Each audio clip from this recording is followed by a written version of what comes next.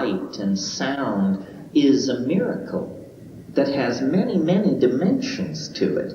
But the child's mother then comes into the room and sees what's happening there in the air. You switch tone and you can lay down a chartreuse line right next to it. Then you start singing. Ina, ine, ine, te. And as you explore what you can do, it's all visual. The sound is carrying the visual impression. There's a lot going on that we don't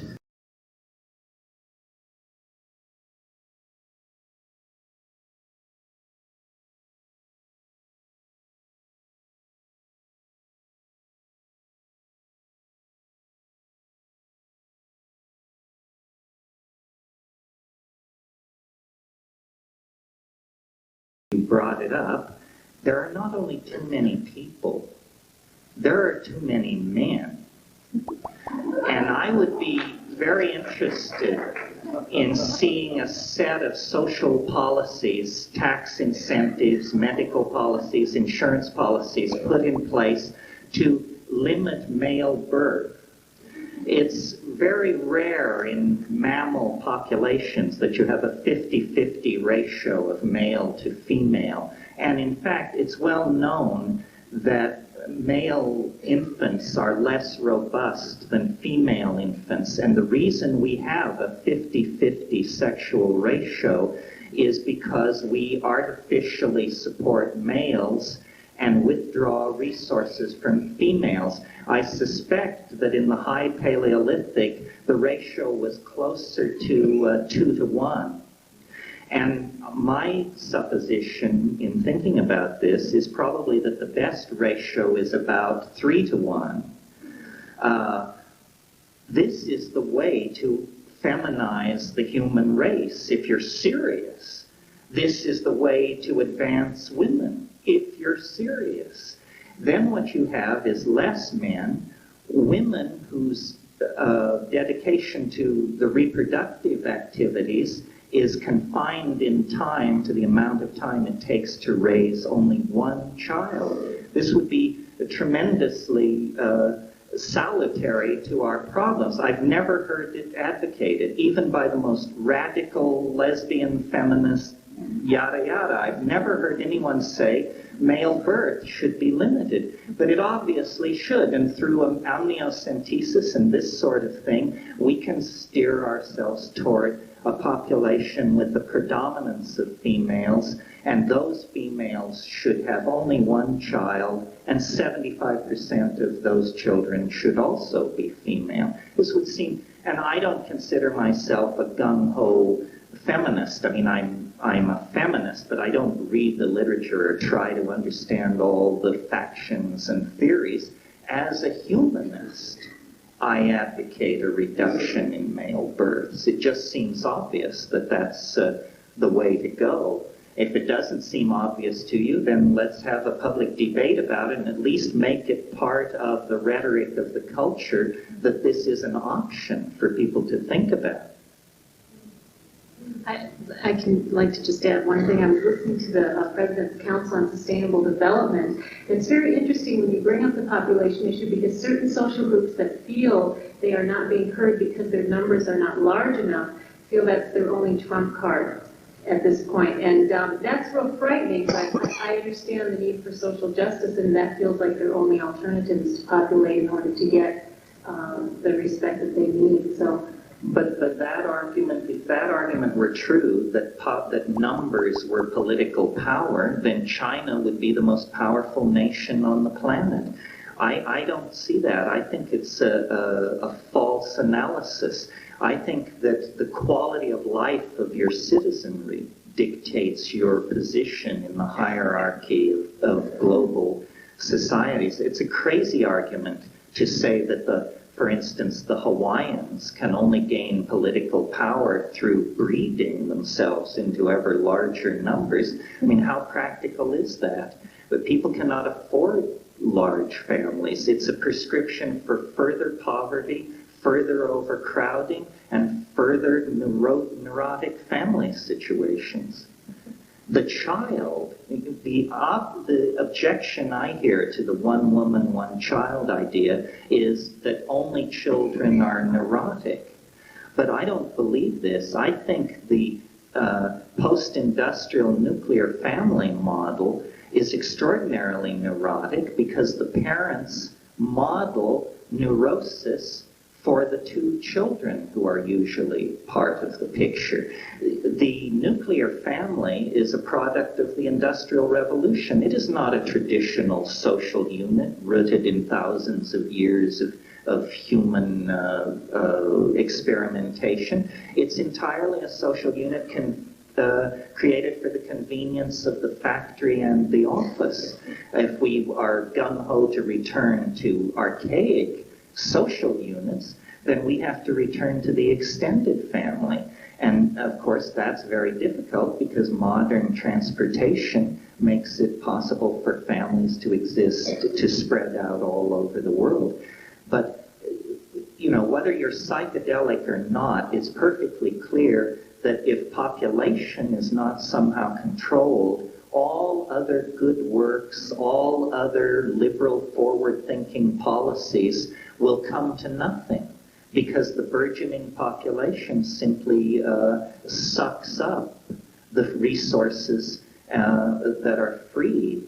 So, and yes, we have to then take on the Catholic Church and so forth and so on, but no group of people should be free to run around advocating policies that threaten the survival of the human race. I mean, that should be, if there are ideological crimes, that should be one of them.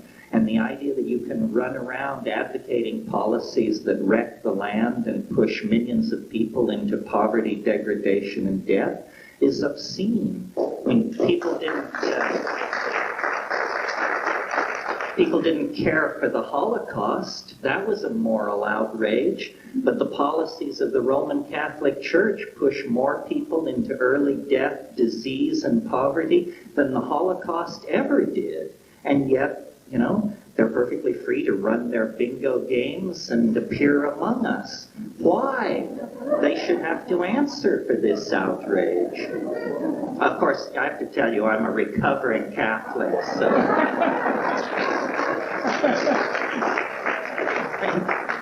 Next. Well, Terence, you're advocating psilocybin here as a possible key towards the necessary transformation in consciousness that we need, you know, for this culture, this current civilization and continuum. And you painted a wonderful picture about how we really are at kind of a break point. I mean, something has to happen.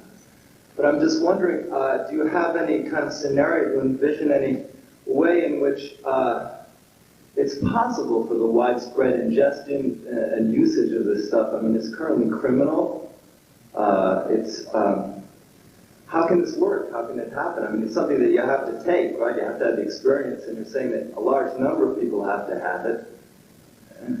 Well, there are different answers that range from obvious to inobvious. I mean, you're all probably up to speed on the legalization struggle, how hopeless it seems, how prolonged the debate.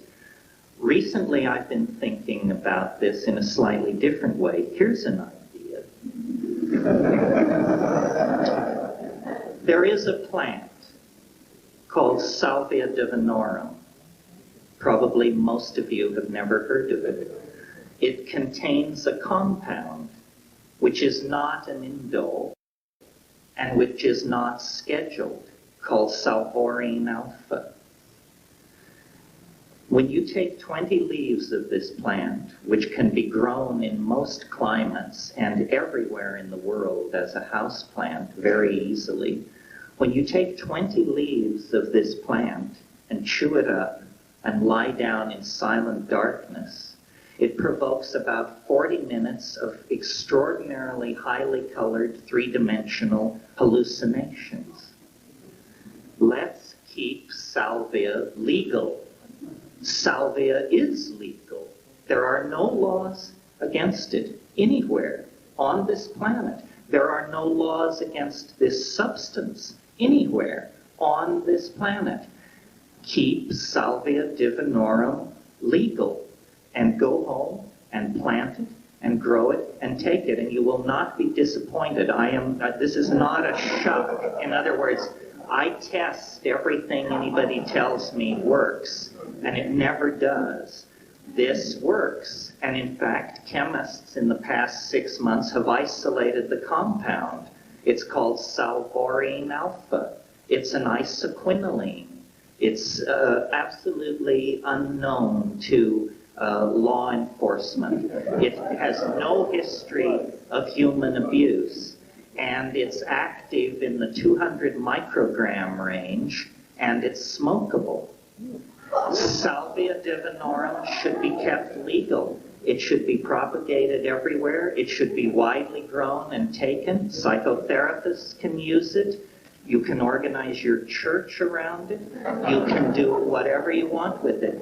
If what we're trying to do is get the psychedelic experience into the public domain, this is the way to go. Once we secure that salvia does not cause madness, impotence, whatever, then the issue of these other psychedelics will be seen in a different perspective. This, by the way, is very new information, and there are people who will shit a brick when they find out I said this to you tonight, because there's a debate going on in the upper echelons of psychedelia about whether or not this should be public knowledge. I trust that debate is now closed.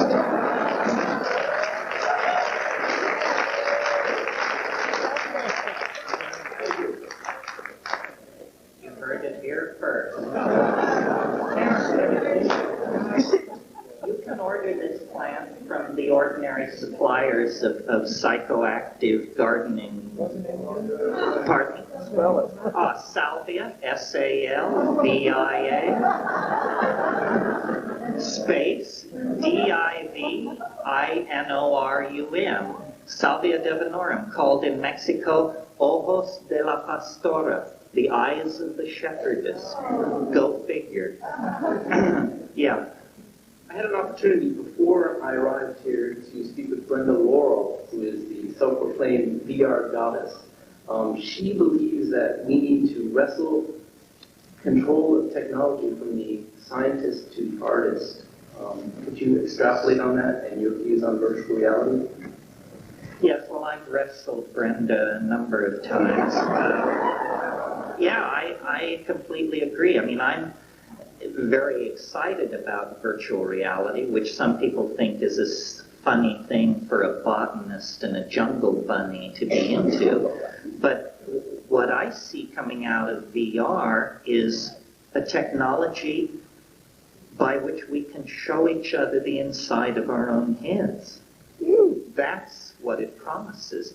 I can imagine a world where around age 6 or 7, a child begins to build their virtual reality. Well, by the time you're 25, it would be half the size of Manhattan, and it would be your world, and it would be more you than your body. I mean, after all, we don't really identify, do we, with 145 pounds of monkey flesh. That is not you. You are your hopes, your fears, your dreams, the inner soul, the poetry. So I can imagine a world where if you were seriously interested in having a relationship with someone, you would invite them into your reality and say, this is me. Stroll around, check the levels, visit the museum and the spa, and see what you think. Naturally, virtual reality is potentially trivializable. Millions of people right now are being warehoused by television. I mean, television is the heroine of the electrified middle class. And I'm not sure it's a bad thing. I mean, how would you like all those people out driving around and shopping and getting in your way? It's good that they're off in their condominiums watching whatever they're watching. I'm not an anti-technologist. In fact, quite the contrary. I think technology is a fascinating extension of ourselves. And I think, we're taking hold of the human image. We're beginning to dream the dream of becoming whatever we want to become. And it's very difficult because we're emerging from the umbrella of Christian theology that told us that human nature was sinful, blemished, fallen from its true state. And yet, we really have to return to the point of view of the great Renaissance magicians like Marcello Ficino, who said, man, but let us say humanity is the measure of all things. Humanity is the measure of all things. We are the caretakers of the earth. That's not something we can choose. It's already a done deal. The earth is now our responsibility. And it's through technology that we dissolve some of our boundaries and knit ourselves into a community of global management and caring. I think that's very important. I think technology has been obscenely in the service of profit, and science too has whored itself to profit. But what kind of world could be built if these things were in the service of art? It's our cultural values that are out of whack. There's no reason to go beating on science or technology. It's the monkey manipulating and applying these things that needs to be thoroughly looked at and possibly pharmacologically rewired. Yeah. Hi, I've read a lot of your stuff about DMT, and so I just want to know what the difference between DMT and mushrooms are when you're intoxicated, because I've never been intoxicated with DMT. Well, Not so.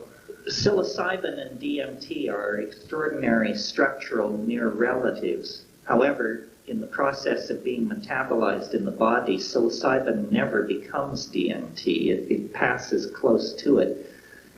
DMT is, to my mind, the substance where all of these issues are brought to a white-hot nexus of intensity, because DMT is very brief. It lasts on the order of 500 seconds, under 5 minutes for most people. You return to the baseline of consciousness. It's a human neurotransmitter. It occurs in many, many plants. It is the strongest of all naturally occurring hallucinogens. And looking at the physiological profile, it is probably the safest of all natural hallucinogens. And that's an incredible challenge to everyone in this room. The strongest and the safest spun into one. So there's no excuse not to do it, you see. It's also, because of its extraordinary brevity, an incredible challenge to those who want to criticize psychedelics. I mean, it's ridiculous to criticize a drug you haven't taken. I mean, it's sheer boneheaded know-nothingism. So I can respond to the argument of my critics that they can have a lifetime of criticizing psychedelic drugs, but they can't spend 8 hours to take mushrooms, but surely they can spend 10 minutes to smoke DMT. Well, once you smoke DMT, I believe we have you. There is no going back, because it is such an extraordinary revelation, not of any theogony of white lights or any Jungian or Freudian map of the unconscious, but rather the revelation of something utterly unexpected, overwhelmingly strange, definitely translinguistic, and repeatable on demand. We're not talking about standing in cornfields here and praying for flying saucers. DMT is a reliable method for crossing into a dimension that human beings have debated the existence of for 50,000 years. Is there an invisible nearby world inhabited by active intelligences with which human beings can communicate? You bet your booties there is. And, if you don't think so, then tell me you don't think so and you've smoked 70 milligrams of DMT. Otherwise, we just don't have anything to talk about. Yes, yes.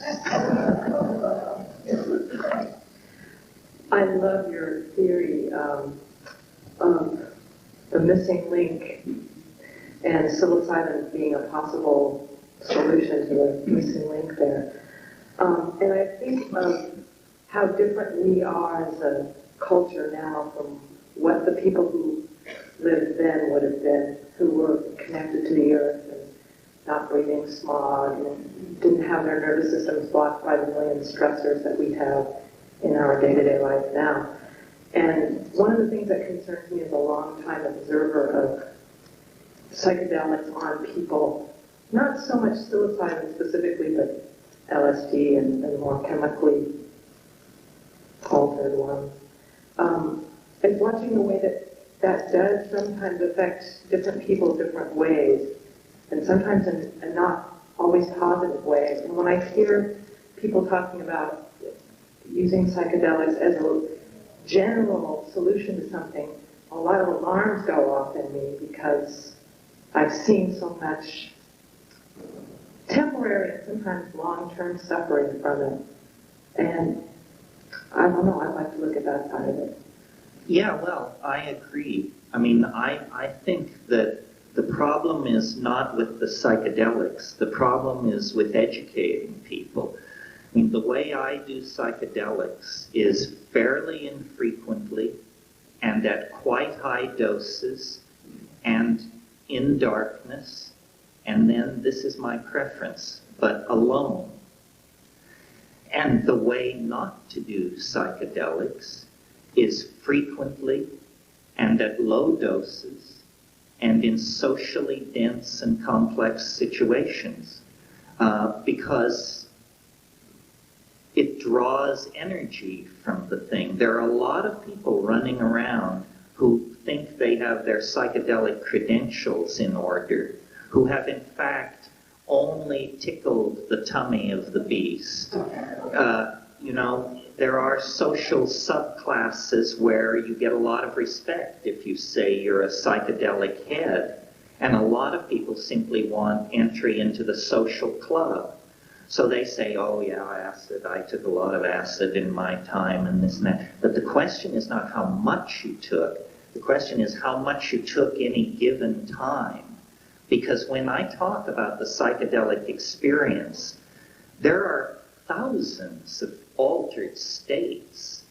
Yoga, hyperventilation, toxicity, dreams, uppers, downers, juice. There are all kinds of altered states. The psychedelic state is very, very defined in my mind. It's characterized by boundary dissolution, by visual hallucination. That's important. The people who say they've taken these things and never hallucinated have to go back for a retread. It doesn't count if you don't hallucinate. They're hallucinogens, remember? So it's a very specific thing that they do. I don't even care for the dissociative anesthetics like ketamine. I don't care for opium. I don't care for cocaine. I mean, I've done all these things, but they're not interesting. What's interesting is the transformation of psyche, which goes on in the presence of these indoles. And we have to educate our children in the schools. We have to teach them about shamanism. We have to teach them about risk. You mentioned the casualties along the way. There are people among us for whom boundary dissolution is not the problem. Their boundaries are dissolving all the time. And they are not good candidates for psychedelics. They are fragile, made fragile by the same set of traumatic forces that may have made you not fragile. But as a general rule, if you have psychic health, psychedelics are not going to harm you. And I've always felt that people know whether they're at risk from these things. I always believed Tim Leary made this statement, but when I tried to give him credit for it, he expressed amazement and said he never said such a thing. But somebody once said, LSD is a substance which occasionally causes psychotic behavior in people who have not taken it. And I certainly found that to be true. It caused members of my family to become psychotic who had not taken it. And I'll bet you that if we could look at the number of emergency room admissions caused by LSD, most of them were people who didn't take it, but who had a coronary thrombosis when their child told them they were taking it, something like that. So we have to educate our children. We have no shamanic tradition. We don't initiate our children into sex or anything else. We need to create a neo-shamanic institution, and I see modern psychotherapy as a kind of incipient shamanism that could educate people. But as long as we tolerate the propagation of media lies, disinformation, hysteria, then we're going to have casualties. And there are also, unstable personalities who simply do not follow the directions. Everything has directions. Whether you're, ironing your clothes, tuning up your car, or taking psychedelics. If you don't follow the directions, whose responsibility is it if you screw up? So we have to educate our children, educate ourselves, get these things out of the closet, and make them part of the culture. That's the way to deal with sexuality. That's the way to deal with drugs maturely. Yeah. Hi. Hi. I agree that education is one of the major importance of being able to understand what we're doing to our minds and to our body. And what you were talking about with Timothy Leary, I remember reading in one of his books that he said that LSD leaves your system in 20 minutes, or with your first urinary. Your first pee. Yeah.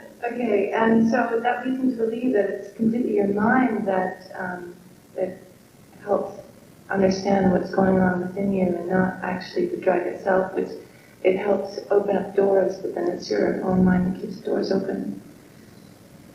Well, I think that's true to a degree. I was thinking about this last night for some reason. It has to do with what you bring to it. And, we all have an obligation to be experienced.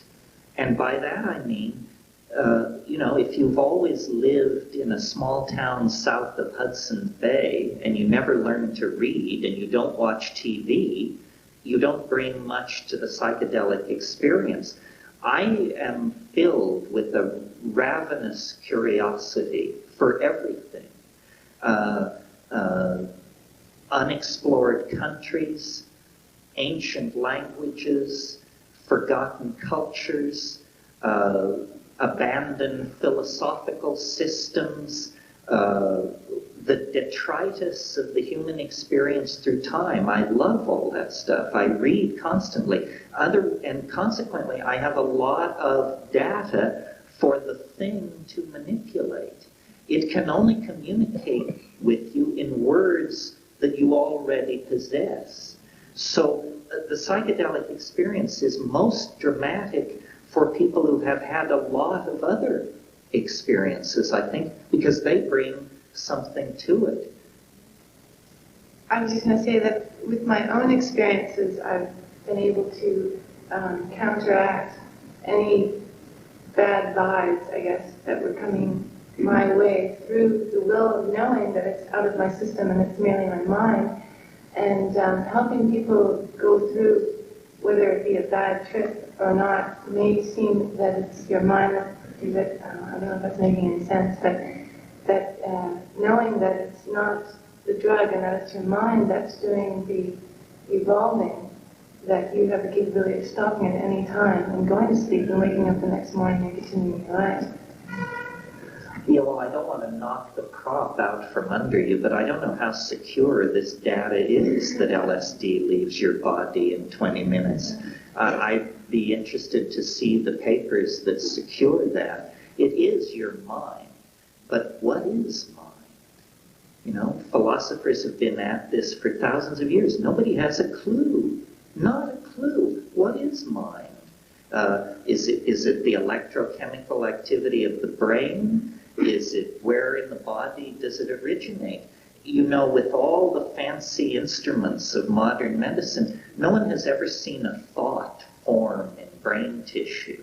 No one has ever been able to make a direct analogy between an EEG tracing and a thought. Thought is still very, very mysterious. When I think that I will close my hand into a fist, that's a miracle. That's mind over matter. No philosopher in human history has ever been able to explain how that simple act takes place. That tells you that philosophy has been staying well away from the world of direct experience, because every day we experience willing our body to act. And yet we say mind cannot affect matter. Well, why do we have this contradiction? It's because we don't want to admit the primacy of mind. Do you want to say something else? Okay.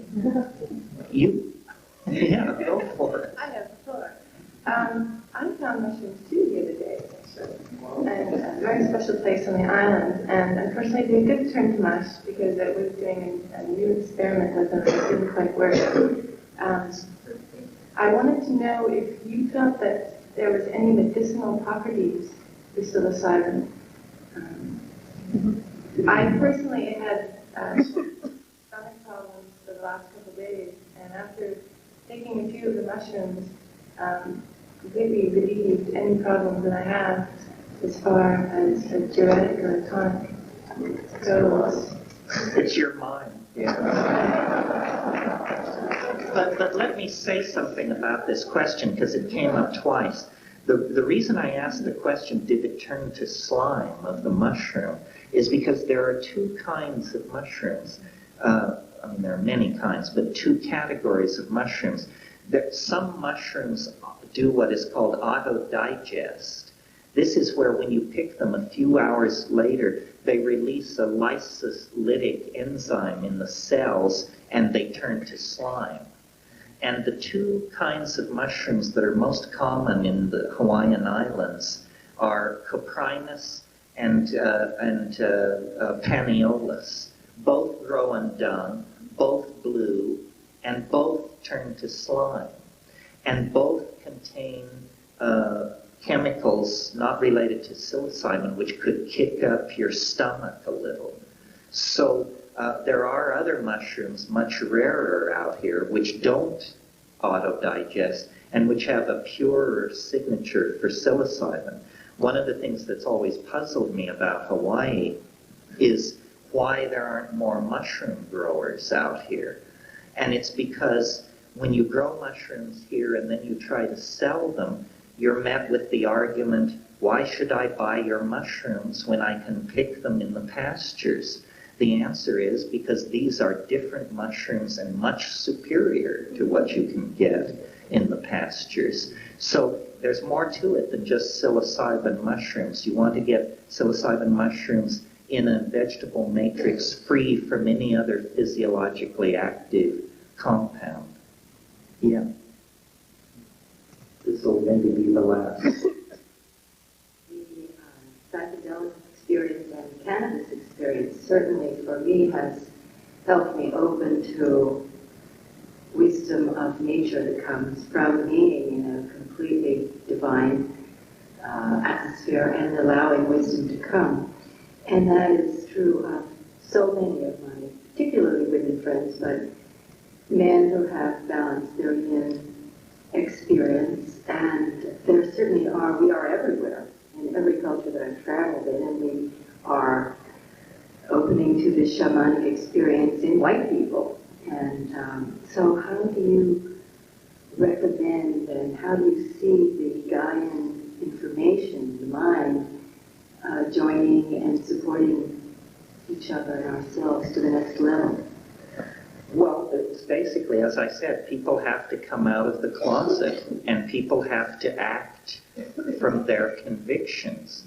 I mean, I think one of the most disturbing things that can go on is where you go to visit some people and they say, we can't smoke till the children go to bed. This is nuts. This means that this is a house divided against itself, and it can't possibly stand. If you don't have the guts to tell your children you smoke dope, then you shouldn't smoke dope, for crying out loud.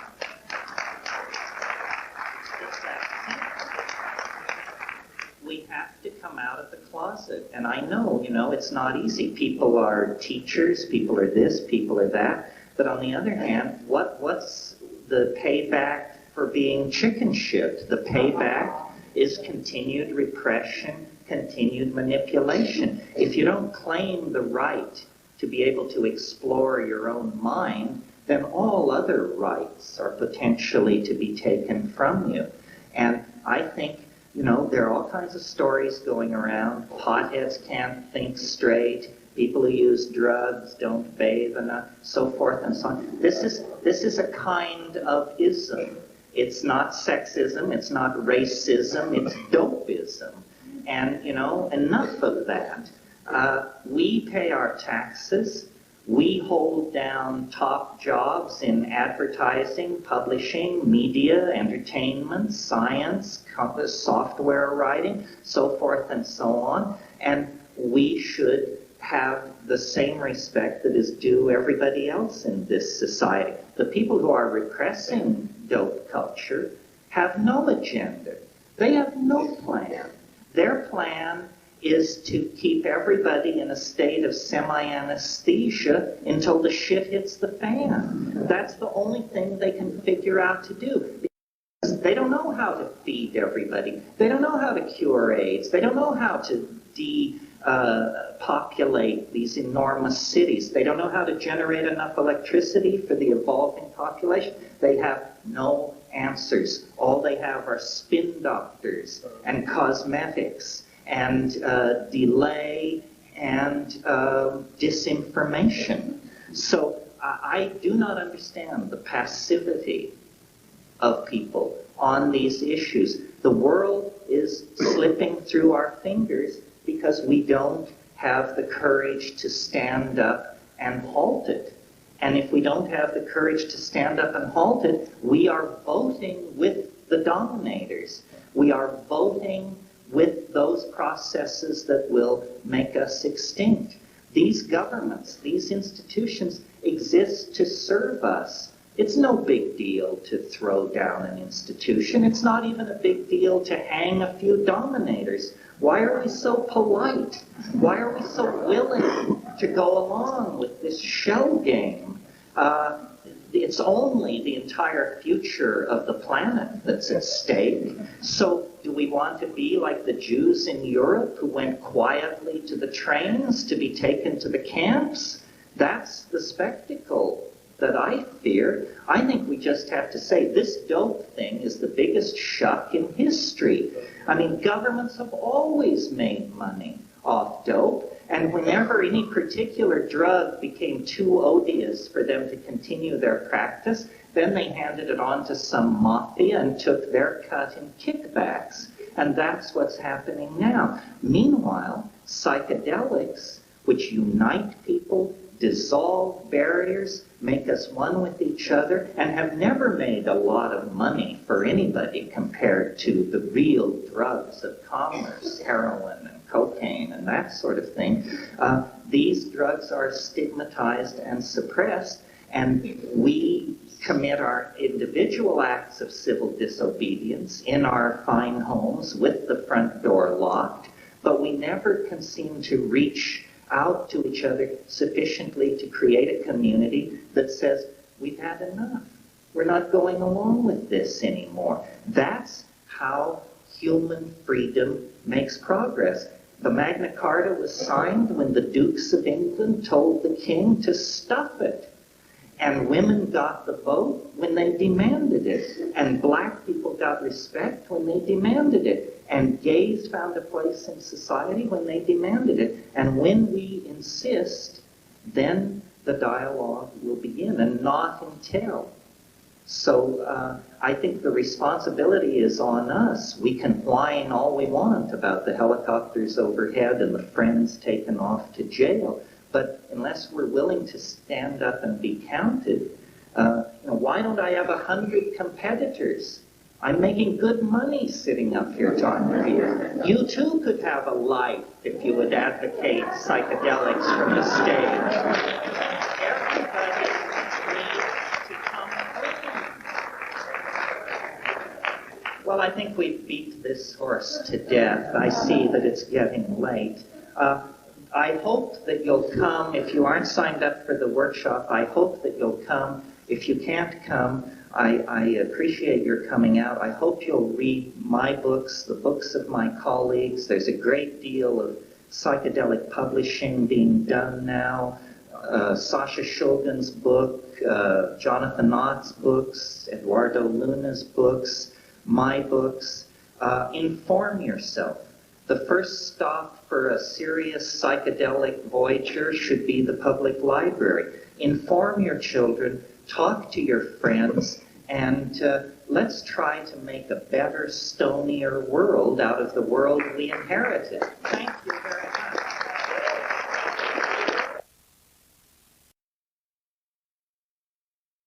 Equipment supplier that I just have one copy, but I'll give it to the most aggressive person who gets to me first. Anything? Yeah. I'm just curious why, if naturally the psilocybin mushrooms grow out of cow dung, why when you do it in a laboratory kind of situation is it so important that you do it under sterile conditions? Well, because it's very selective in nature. It does grow out of cow dung, but in the case of Stropharia cubensis, it requires the dung of Cebu cattle, the white, humpbacked, tropical cow. I've seen pastures in Colombia where there were Cebu on one side of the fence and the pasture was full of mushrooms, and there was a mixed herd, 50% Cebu on the other side of the fence, and the mushroom just wouldn't occur. When you grow mushrooms in artificial culture, the strategy, all life requires the 8 essential amino acids. We all learn this in nutrition class. Well, so what you grow these mushrooms on is rye. And the endosperm of the rye, when it bursts from cooking, all 8 amino acids are available in the endosperm. So theoretically, you could grow almost anything on that medium. So that's why the only way you could grow Stropharia cubensis on manure that was not Cebu manure is if you very carefully composted it and neutralized it and that sort of thing. Mushroom growers know how to do this kind of thing, but it's definitely an art. Mushroom growing, I just can't say enough good things about it. It's alchemy. And this organism is an absolute workhorse. It will take 112 grams of rye and turn it into 12 dried grams of mushrooms. That's a 10% conversion rate. We used to say that a $17 100-pound sack of rye was worth $25,000 when put through this process. I loved it when people would come up to me at my talks and say, I just want to thank you for writing the mushroom book. You kept a family off welfare for 10 years. And in fact, we're moving to the south of France.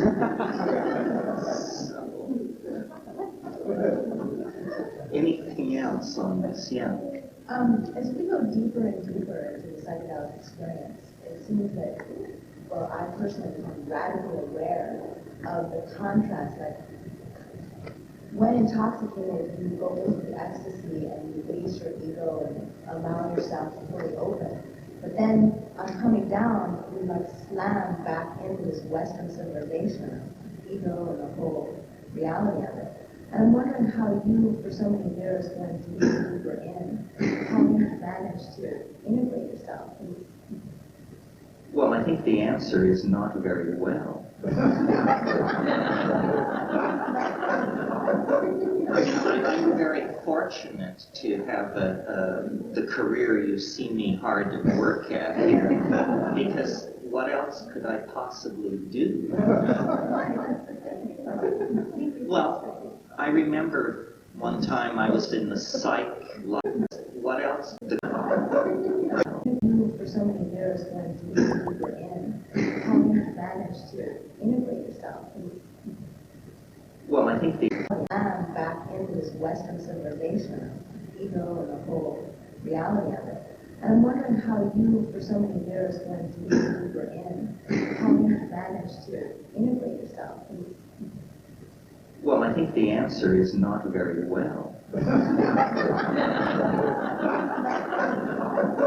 I'm very fortunate to have the career you see me hard at work at here, because what else could I possibly do?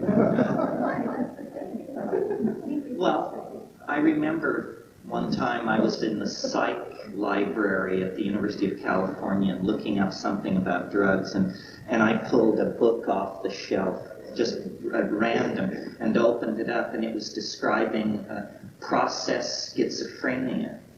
And it said, the victim of this particular syndrome lives in a twilight world of self-generated fantasy and occupies a marginal position in society, usually holding down odd jobs and moving from... So this is it. Now I understand. So, you know, my father used to tell me, he said, you'd rather change the world than change yourself. And I guess that's what happened. I've managed to make this marginality something that I can actually make a living out of. I think it's hard. If you take psychedelics and are completely without community, you sort of think you're nuts. One of the things that's so important about a get-together like this and like last night is that the psychedelic community sees itself. I mean, they've ripped off our fashions, our hair length, our speech styles, everything else. You can't really tell freaks from everybody else. But when the community self-selects to come here, someone like myself or Randy Wild or Tim Leary or whatever, you should look around and see who's here, because these are the people that can be the basis of a community. Also, probably whatever you're looking for, someone in this room has. And it's just sort of a kind of social scavenger hunt to figure that out, you know. But it's really important to build community. If, you know, there's this cliche, one person with a mad idea is deluded. Two people with a mad idea is a folle à deux. 3 people with a mad idea is a cult. And 4 people with a mad idea is a religion. And 5 people with a mad idea, that's reality. So It's all about building a common language so that we can talk about it and support each other as we come and go from it. Otherwise, it will always remain private, marginalized, and socially inconsequential, I think. I mean, how fortunate it is that, like, in the more primitive cultures, in more indigenous cultures, where they have a shaman there, not only voyage the group through the hyperspace, but then upon going back to everyday life, they're far more integrated with nature and living that integration of non-barriers. Well, and everyday life for them is being embedded in a climaxed tropical forest or something like that. Yes. No, it's very hard to make sense of, like, taking psychedelics in Manhattan or something and then coming down to fit yourself into that world. The cognitive dissonance that we feel between the psychedelic state and the lives we have to lead is a measure of how far we've fallen from any kind of lifestyle that supports self-exploration of the body and the mind. I mean, we have literally become cogs in a machine. When I go to LA and fly over the suburbs and look down, it looks to me like a magnification of an electronic chip. You know, it is in fact simply a fractal resonance of the electronic chips that are in the toasters, vacuum cleaners, and televisions in those houses. And as you look down, you realize as long as the Reader's Digest stays subscribed to, as long as the people who live in those houses climb in their Japanese cars and go to their jobs every day, the system works. But the amount of humanness in that system, the amount of passion, the amount of dreaming and romantic hope is zero, you know. I mean, people's idea of a golden dream is a better BMW. And this creates, you know, toxic, low awareness lives. And then people wonder why they're depressed and have ulcers and their children don't respect them and so forth and so on. Well, we have allowed institutions to rule our lives. And institutions are not necessarily servants of the human agenda. I mean, I think I said to somebody during the break last night, I quoted Lenin, who said, when it comes time to hang the capitalists, they will sell us new rope. I feel like, you know, we're just willing to deal the planet until there's no planet left to stand on. There seems to be no awareness of limits or the impact that we're having on the planet. We've invented a sin that didn't even exist until the 20th century, which is the sin of robbing your own children of their future. I mean, no society in history has ever been so perverse that it would actually loot its children's future. I mean, that's what society is for, is to secure the children's future. But in the way we destroy land and pile up debt, we're handing this all on to the unborn. And it's an incredibly infantile and self-indulgent and egocentric approach to the phenomenon of life. I'm sure you've all seen these bumper stickers that say, "Live simply, that others may simply live." And, you know, this is an idea worth holding. Somehow we have to reverse our, what I call consumer object fetishism, that we are fetishistically obsessed with stuff. And this is wrecking the planet. When we were nomads in Africa, there was no material culture at all. People felt inner wealth was your existential validity, who you were, the power of your songs, the power of your speech, your hunting prowess, your sexual prowess, your magical prowess. It was who you were, not what you had. nobody had anything because everybody was on the move. They never slept in the same place twice. The invention of agriculture was a strategy for the production of food that was monstrously successful. I mean, you can imagine when these river valleys like the Tigris, Euphrates, and the Nile, when they had never been farmed, when they had millions of years of topsoil accumulated there, the response to early agricultural efforts was a tremendous surplus. Well, you can't carry it with you. So consequently, you stay with it. And then you build a tower to put it in. The oldest and most complex structure known to exist was the grain tower at Jericho. And it was for holding grain, and it was also constructed so that you could climb to the top and drop large, heavy objects on people outside, people who were obviously trying to get at the grain. The invention of agriculture created haves and have-nots. It created economy, because suddenly you had more food than you could eat at any one time, so the concept of trade arises. It creates urbanization. It creates specialized work patterns.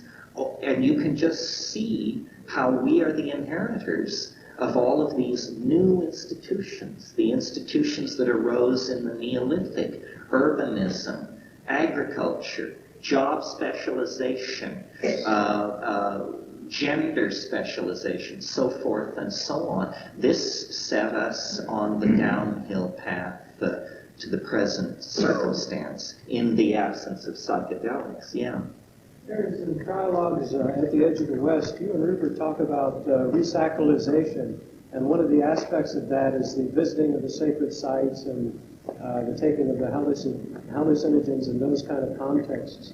Can you talk a little bit about this? I mean, have you got any feedback in terms of experiences at the sites under influence?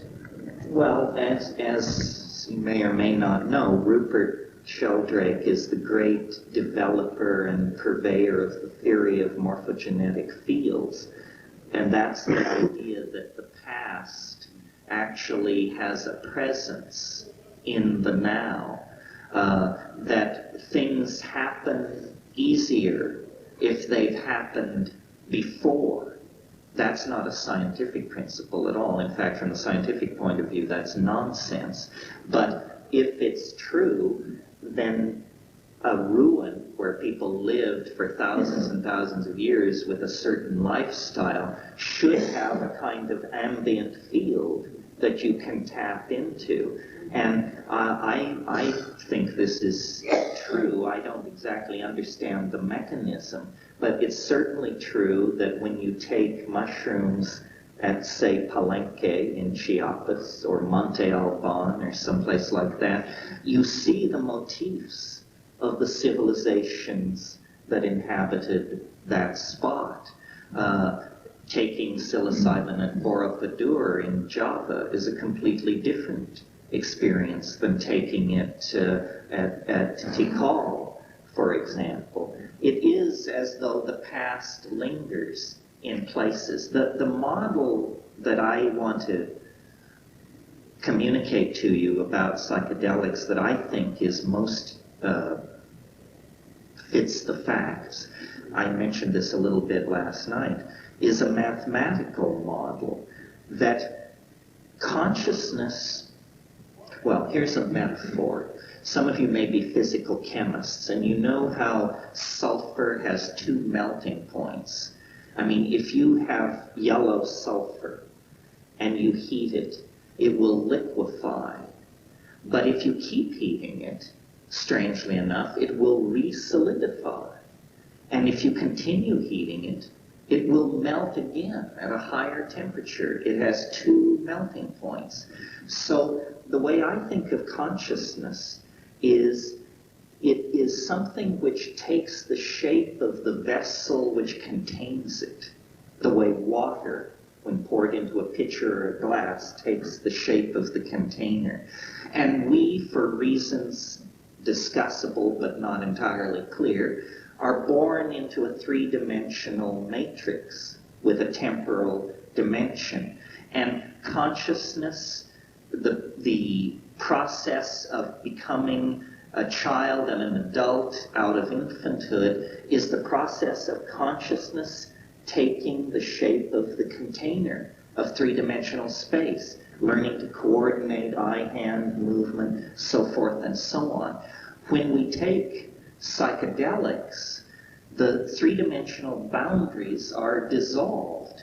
This is the equivalent of liquefying the crystal of consciousness, and then it recrystallizes in a different geometry, a higher geometry.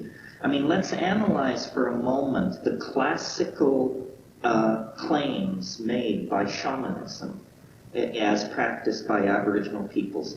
They say the shaman can cure, the shaman can predict the weather, the shaman knows where the game has gone, and the shaman can settle social hassles that have to do with who stole the chicken, or who's sleeping with who that they shouldn't be, this kind of stuff that goes on in a human community. Well, now let's analyze those abilities. The shaman can cure. If you could see the future and you were a doctor, you would never take on a patient that you knew was going to die, because it would be destructive of your reputation. If you could see the future, predicting weather is no problem. You just look at next week and there it is. If you could see the future, saying where the game had gone would be no problem, because you could see it. And if you could see the future, if you had a hyperdimensional perception, then questions like who stole the chicken or who is sleeping out on who would be perfectly transparent. So I think consciousness has a hyperdimensional modality that we downloaded into the somatic dimension of the body as a survival strategy. The primary purpose of the mind in three-dimensional space is a threat detector. You know, it anticipates problems, approaching saber-toothed tigers, large holes in the ground, falling branches. The mind is a threat detector, and it moves the physical body out of harm's way.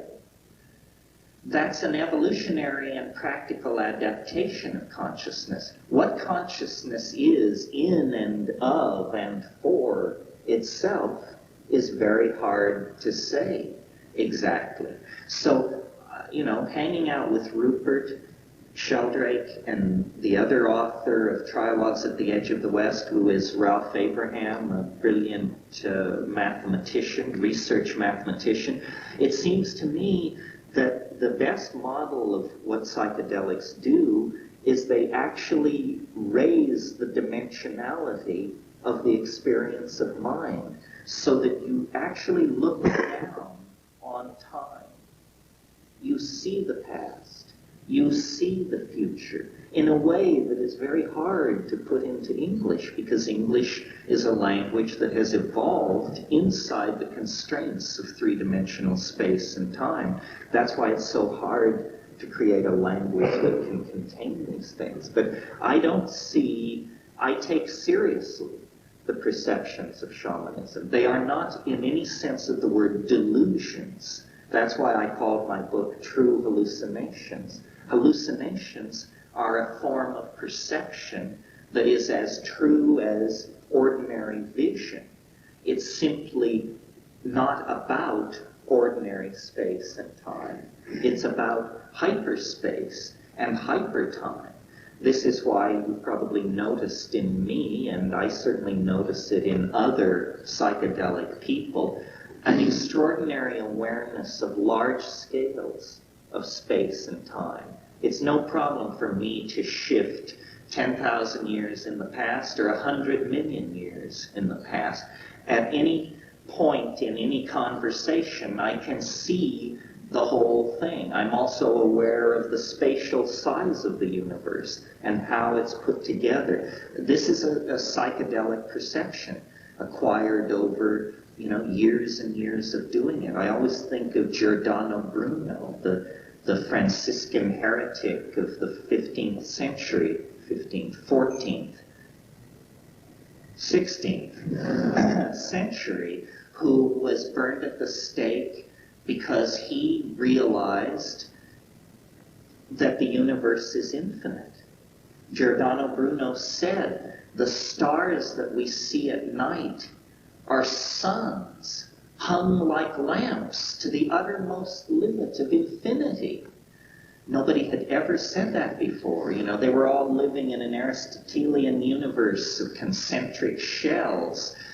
He broke through that by simply opening his eyes and looking at the night sky. And then a primary perception about nature came to him. And nature is the ground of the psychedelic experience, because when you look at reality on a scale of 100 million years, most of it is nature. I mean, the artifacts of human civilization arise very late in the context of being. Yeah. Can you talk about some of the inhabitants of these other dimensions that you've met and talked to? I noticed that you said that you didn't think there was moral perfection in these realms. What are the intentions of these beings towards humans? Wild horses couldn't dissuade me from talking about this. This is, the question was, what about the entities that are encountered in these dimensions? And I guess it carries us to the core issue, because, if I tell you that there is a substance, a plant, or a drug that allows you to access childhood memories, or that allows you to more deeply appreciate art and music, or that allows you to be a kinder, gentler human being, I don't think this is exciting, but it doesn't strain credibility. But if I say to you that there is a drug that will convey you into a domain inhabited by glossolalia jabbering elf machines that are producing strange technologies with your voice and attempting to direct human destiny, that's a little more confounding. We've moved well beyond the Freudian or Jungian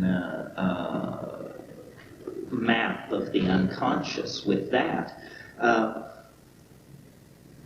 That was what really set me on this path. I had taken LSD before I smoked DMT, and I was able to hold it within the model provided by Freud and Jung and Huxley and ordinary literatures of mystical experience. But when you smoke DMT, it seems to carry you into a data field that is well beyond the ordinary or classical mystical domains, because the first thing most people notice about the DMT flash is that it's filled with organized intelligence. You see entities, and they are not material, but they are full of affection and interest in humanity, and they are attempting to communicate something. I don't know how many of you have actually smoked DMT, but or heard me describe what happens when I do it. But it is the most extraordinary experience that a human being can have this side of the yawning grave. I mean, there's no doubt about it. It's the onset is very rapid, like 15 to 20 seconds, and first, there's a kind of a swirling mandalic form, usually orange or yellow, that we've come to call the chrysanthemum, simply because that's what it is. It looks like a chrysanthemum. And then, as you're looking at that, what's happening at the synaptic level is these DMT molecules, which have a greater affinity for the serotonin receptor than serotonin itself. By the tens of millions, these molecules are elbowing serotonin aside and fitting themselves into the lock of the receptor and turning the key. And there is this high-pitched and then a sense of a membrane breaking or ripping or something. There's a sound like a bread wrapper being crumpled, which a friend of mine said, oh yes, that's your radio intellecty leaving the anterior fontanelle at the top of your head.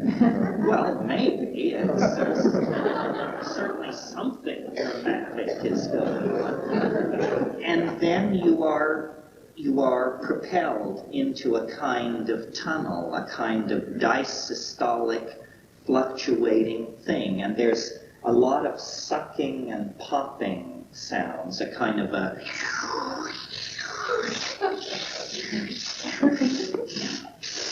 You're being pumped through, and you see the ceiling come down and meet the floor of this space, and then where they meet, they like adhere to each other. And then when it pulls back, there's another space, and you tumble into it. And then this sucking, pushing, propelling thing goes on for maybe 20 seconds, 30 seconds. And then I find myself in what I call the elf hive. A very, very bizarre environment that many people have experienced that has a lot of consistency about it. It does not seem like a state of mind. It does not seem like a production of your imagination. It seems like a place. I mean, every preceptor in your body is telling you, you are somewhere. This is not an experience happening in your mind. You are somewhere. The argument for that is that as you search yourself, you discover that you haven't changed. You're who you were before you smoked the DMT. The problem is the world has been completely replaced by something previously inconceivable and totally unimaginable. No artist, no culture, no civilization produced art or images or literature or poetry which even hinted at this place. This is not the realm of the Jungian archetypes. This is some other domain. And what it is it's a room, a domed space, light indirectly lit. You can't tell where the light is coming from, but there seems to be no point source. And you know, in some intuitive and translogical sense, you know that you're far underground. You know that a massive amount of weight is above this space, even though it's spacious. And the walls of this domed room are crawling with geometric hallucinations. But none of this is what seizes your attention immediately. What seizes your attention is that this place is filled with entities, with the famous self-transforming machine elves of hyperspace. These things which look like jeweled, self-dribbling basketballs. These self-propelled, autonomous complexes of light and faceted color that come bounding up to you and then hesitate and then jump into your body and jump out or crawl all over you. And you have to understand, this is 30 seconds deep into this experience. You were with your ratty friends somewhere, using drugs, and now that's all gone. And you're in this place, and the usual, I react to it like, and I'm like, oh, God. Yes, breathing, yes, pulse, yes, breathe, And these things are saying, you know, they're dancing around in front of you and they're saying, do not abandon yourself to amazement. Do not give in to wonder, which is an almost impossible piece of advice because you're going through all kinds of changes. First of all, the question, this couldn't happen unless I was dead. You just say, you know, this is too far out. There's no, you don't go to this place and come back. So you're dealing with that, you know, am I all right? And after about 15, 20 seconds, you manage to convince yourself, you know, I'm okay, I'm all right, I'm all right. Meanwhile, these things are going through these transformations, geometric, mathematical transformations, and they sing. They sing. And they sing objects into existence.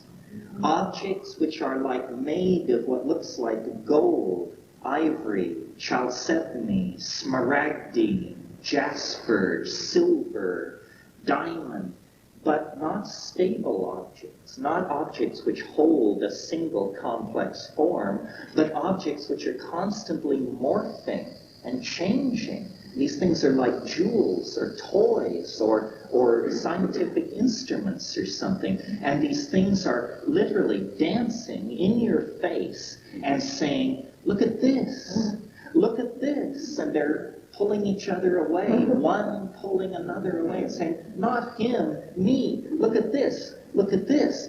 And as you direct your attention into these things, you have the overwhelming impression, incontrovertible impression, this is impossible. This is impossible. If I could bring one of these objects back to my world, just one, all you would have to do is show it to people, and you wouldn't have to say a word. They would know that time and space, reality and matter, spirit and energy had all been transcended into some translinguistic domain where mind and imagination are able to fabricate themselves instantly into objects.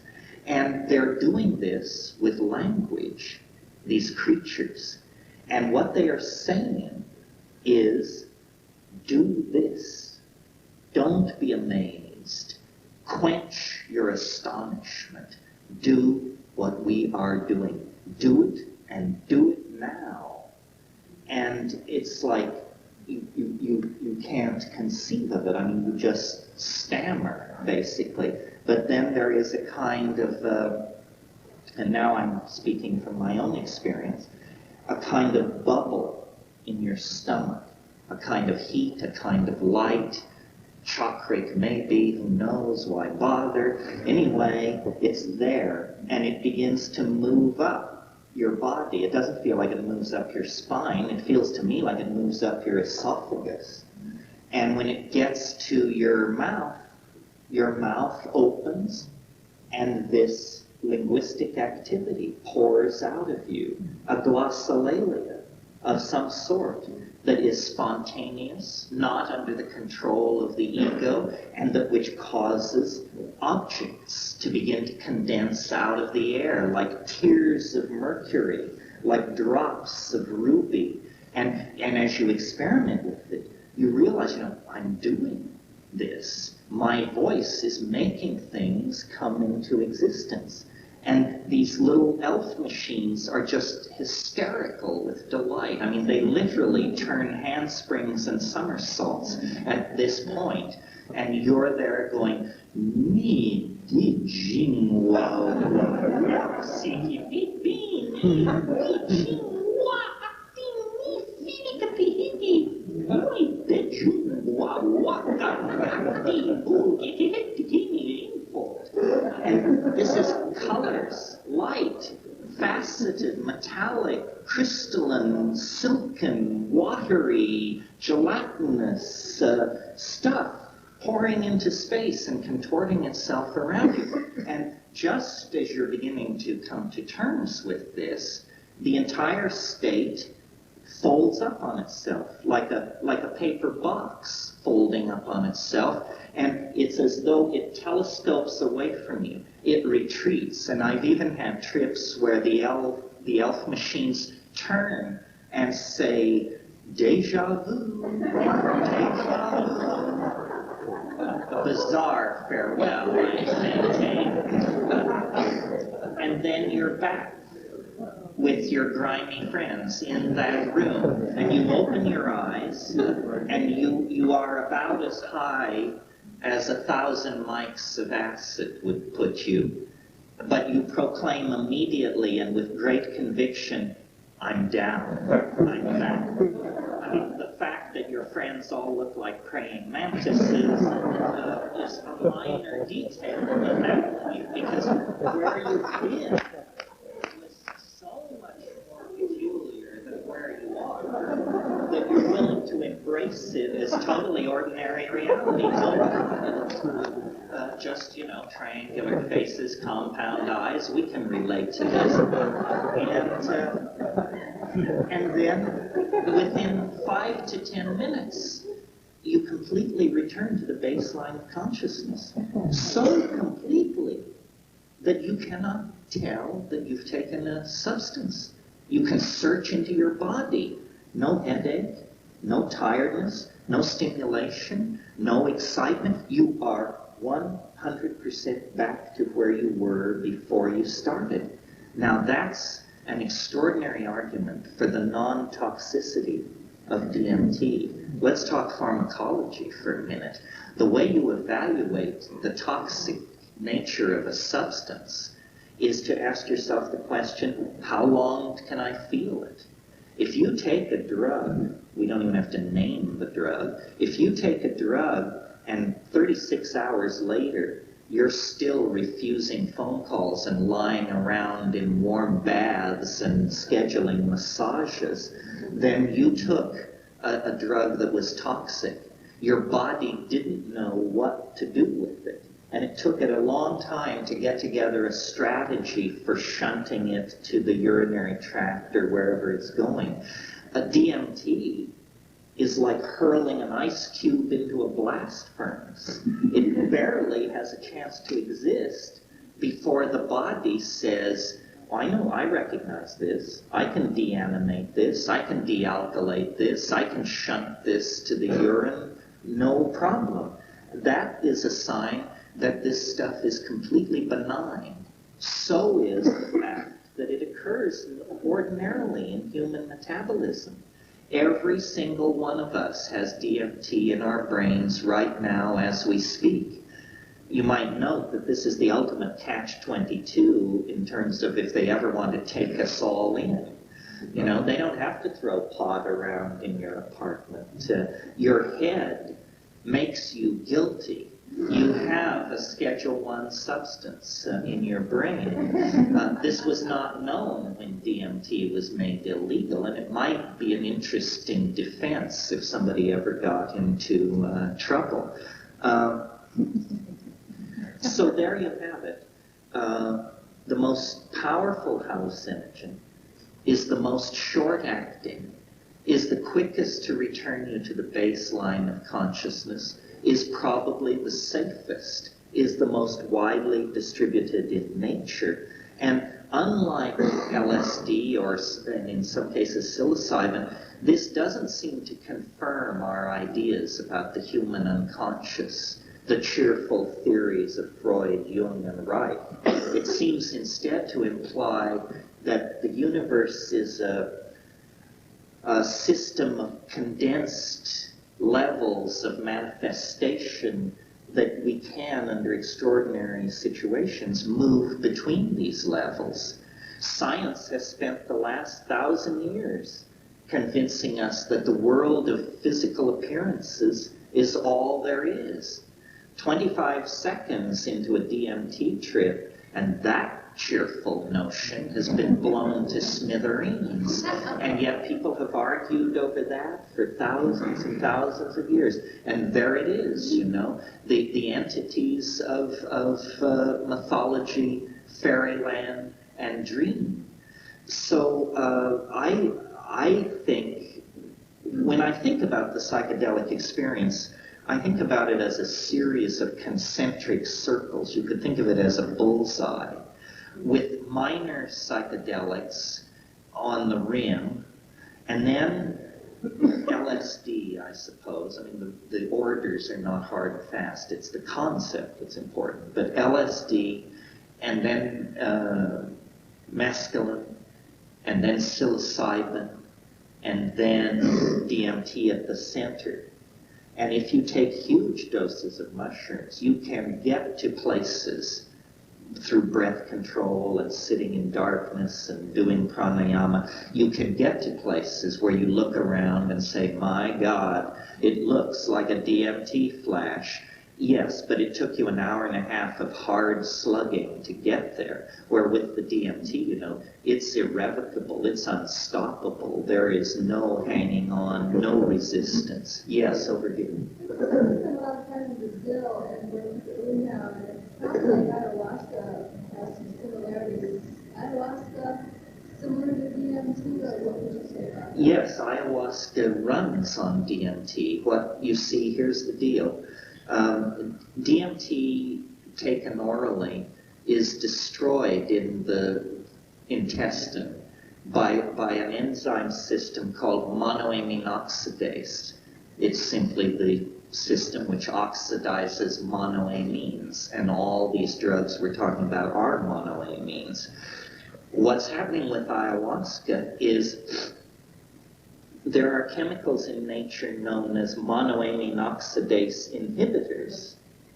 And if you mix DMT with a monoamine oxidase inhibitor, then the DMT will not be destroyed in the gut. It will survive the gut, and it will pass into the bloodstream and eventually into the brain. So ayahuasca is a combination of DMT from one plant with a monoamine oxidase inhibitor from another plant that then creates a prolonged, orally accessed DMT trip. And it is certainly true that if the ayahuasca is brewed with sufficient DMT, it can be as intense as a DMT flash. Is that the rarity or the chacruna? The chacruna is Psychotria viridis, and that contains the DMT. The monoamine oxidase inhibitor is provided by the other plant, which is Banisteriopsis caapi, the big woody vine. I understand a lot of people are growing that vine here on Maui. That's fine. It's a fine vine, but or a fine line, I'm not sure. But what you need is the Psychotria viridis as well.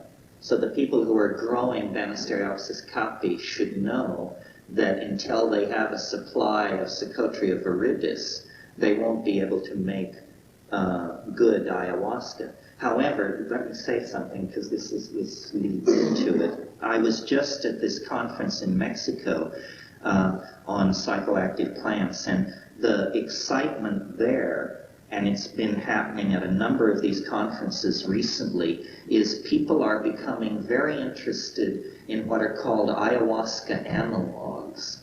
What this means is that in most environments on this planet, there are plants which contain DMT, and there are plants which contain MAO inhibitors.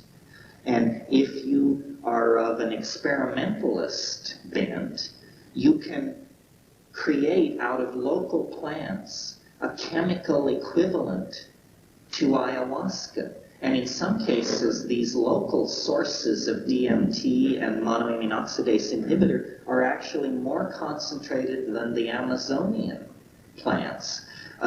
So, for instance, I know of one book being written that will be called Ayahuasca Analogs, and that will contain dozens of these recipes. And I think this is going to change the tenor of the psychedelic debate considerably, because what we're going to show is that there are dozens, perhaps hundreds of plants on this planet that can be combined with other plants to create very powerful hallucinogens. And attempting to legislate and control all of this is just a fool's task, and it should be left alone. As an example, if any of you want to fiddle with this, the standard source of the MAO inhibitor is Pagamen harmala seeds. Pagamen harmala is Syrian rue. It grows from Manchuria to China in dry areas, and the 2 grams of Pagamen harmala seeds ground in a Braun coffee grinder or austerizer or something like that can be combined with some source of DMT to produce an ayahuasca analog. And you can get Pagamen harmala from seed companies, from Of the Jungle, which I mentioned, or at Iranian markets. It's a standard item in Iranian markets. It's called Hurmal, Hurmal, and if you ask for this, they'll sell you a bag of hard little black seeds. That's Pagamen harmala. Excellent source of monoamine oxidase inhibition for the home experimenter. Yes, over here. Somebody. Yeah. Have you or known anyone that took too much DMT and twice, 3 times? Yes, well, I remember one incident years ago where we were in the loft of some house somewhere and doing some foreign country where it was legal, and somebody who had walked like half a mile and then run up 3 flights of stairs came into the room and saw that we were smoking DMT. And so since smoking DMT takes a certain amount of courage if you have done it before, you have to sort of be macho to get through it. So this person just flopped down on the floor, huffing and puffing, and I said, Tom, you need a hit. And he took it, and he took 3 very large hits, and he was quiet for a very long time, and then in a very small voice said, I've done too much.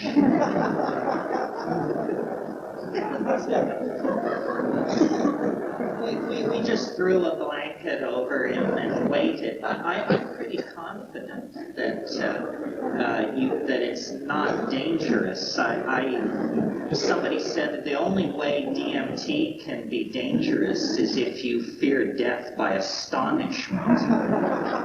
And that's a big leap sitting here, but death by astonishment is a real possibility. I mean, it is so amazing that you feel like you have broken the amazement reflex, and it's just gotten stuck.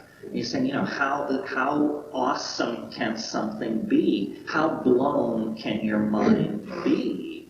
Yeah. I was wondering, not necessarily about the danger, physical danger, more the experience of it. Is it more in that room than you were ever, or longer lasting, or different?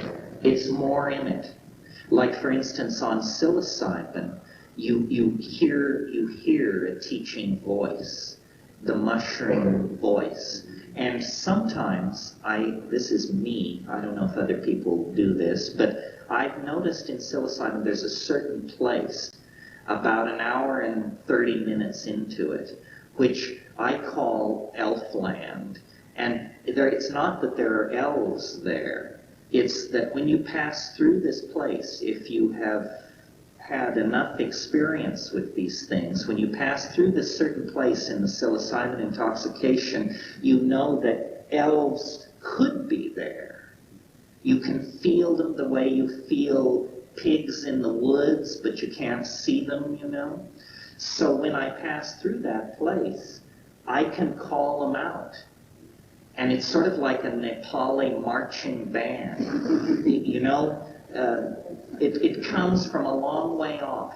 It's like tinkling, drumming percussive, and it comes closer and closer and closer. It's like the approach of a parade. First you hear it, then you see it, then it's all around you, then it passes by, and then you're left in darkness again. So it's a kind of coming out, and people say, you know, how do you call elves?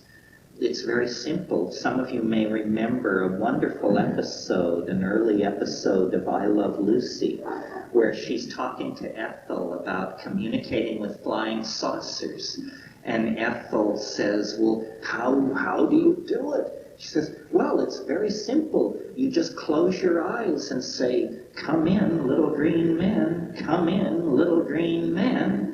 And I found that perfectly effective. You don't have to go to Sanskrit. You don't have to decode Kabbalistic ultrastructure. You just say, come in, little green man, and they will emerge, literally out of the woodwork. I mean, that expression, coming out of the woodwork, means a lot more to you after you smoke the DMT, because they come out of the woodwork, yes. Back here, yeah, here. It occurred to me after experiencing DMT that there possibly would be a correlation between near-death experiences and alien abduction experiences. Have you thought into that, or do you think people are trying to break into that area without being Well, that's an interesting question. I've thought about it. The near-death experience, as conveyed by the various books, Ken Ring's books and Moody's books, sounds a lot more pedestrian than DMT flashes. I mean, it's all about beckoning dearly departed ones. I've thought about DMT in terms of that, and I think it may be an ecology of souls. But it's not Aunt Minnie or Uncle Fred. It doesn't work like that. I don't know. The near-death experience, the alien abduction thing, I have more trouble with. I know some of the people at the center of that point of view, I guess you would call them, and I haven't been terribly impressed with their integrity or their integrity. Without raining on anybody's parade, I would like to suggest that what the alien abduction experience is that we are in such a state of crisis as a culture that a lot of people are losing the ability to distinguish memory from dream. And that, in fact, it's very hard to distinguish memory from dream. We all deal with this on a trivial level. I mean, I'm sure you've had the experience of going to dinner with someone that you rarely see and saying to them, my goodness, it's been 8 years, it's been 10 years since we had dinner in this restaurant together. And them saying, hey, I've got news for you. We've never had dinner together in this restaurant.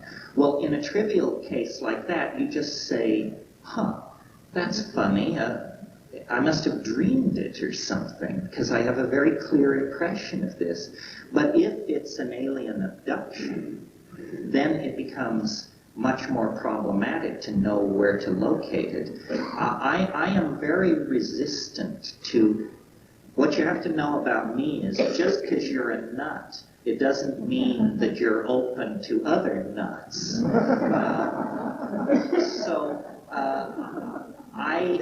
I don't like the paranoid and menacing aura that surrounds the alien abduction thing. And as I say, the personalities in the UFO cults are squirrely without a doubt. I mean, these are not people that you would enjoy spending time with. I've seen UFOs, so I don't feel like I'm excluded from talking about it.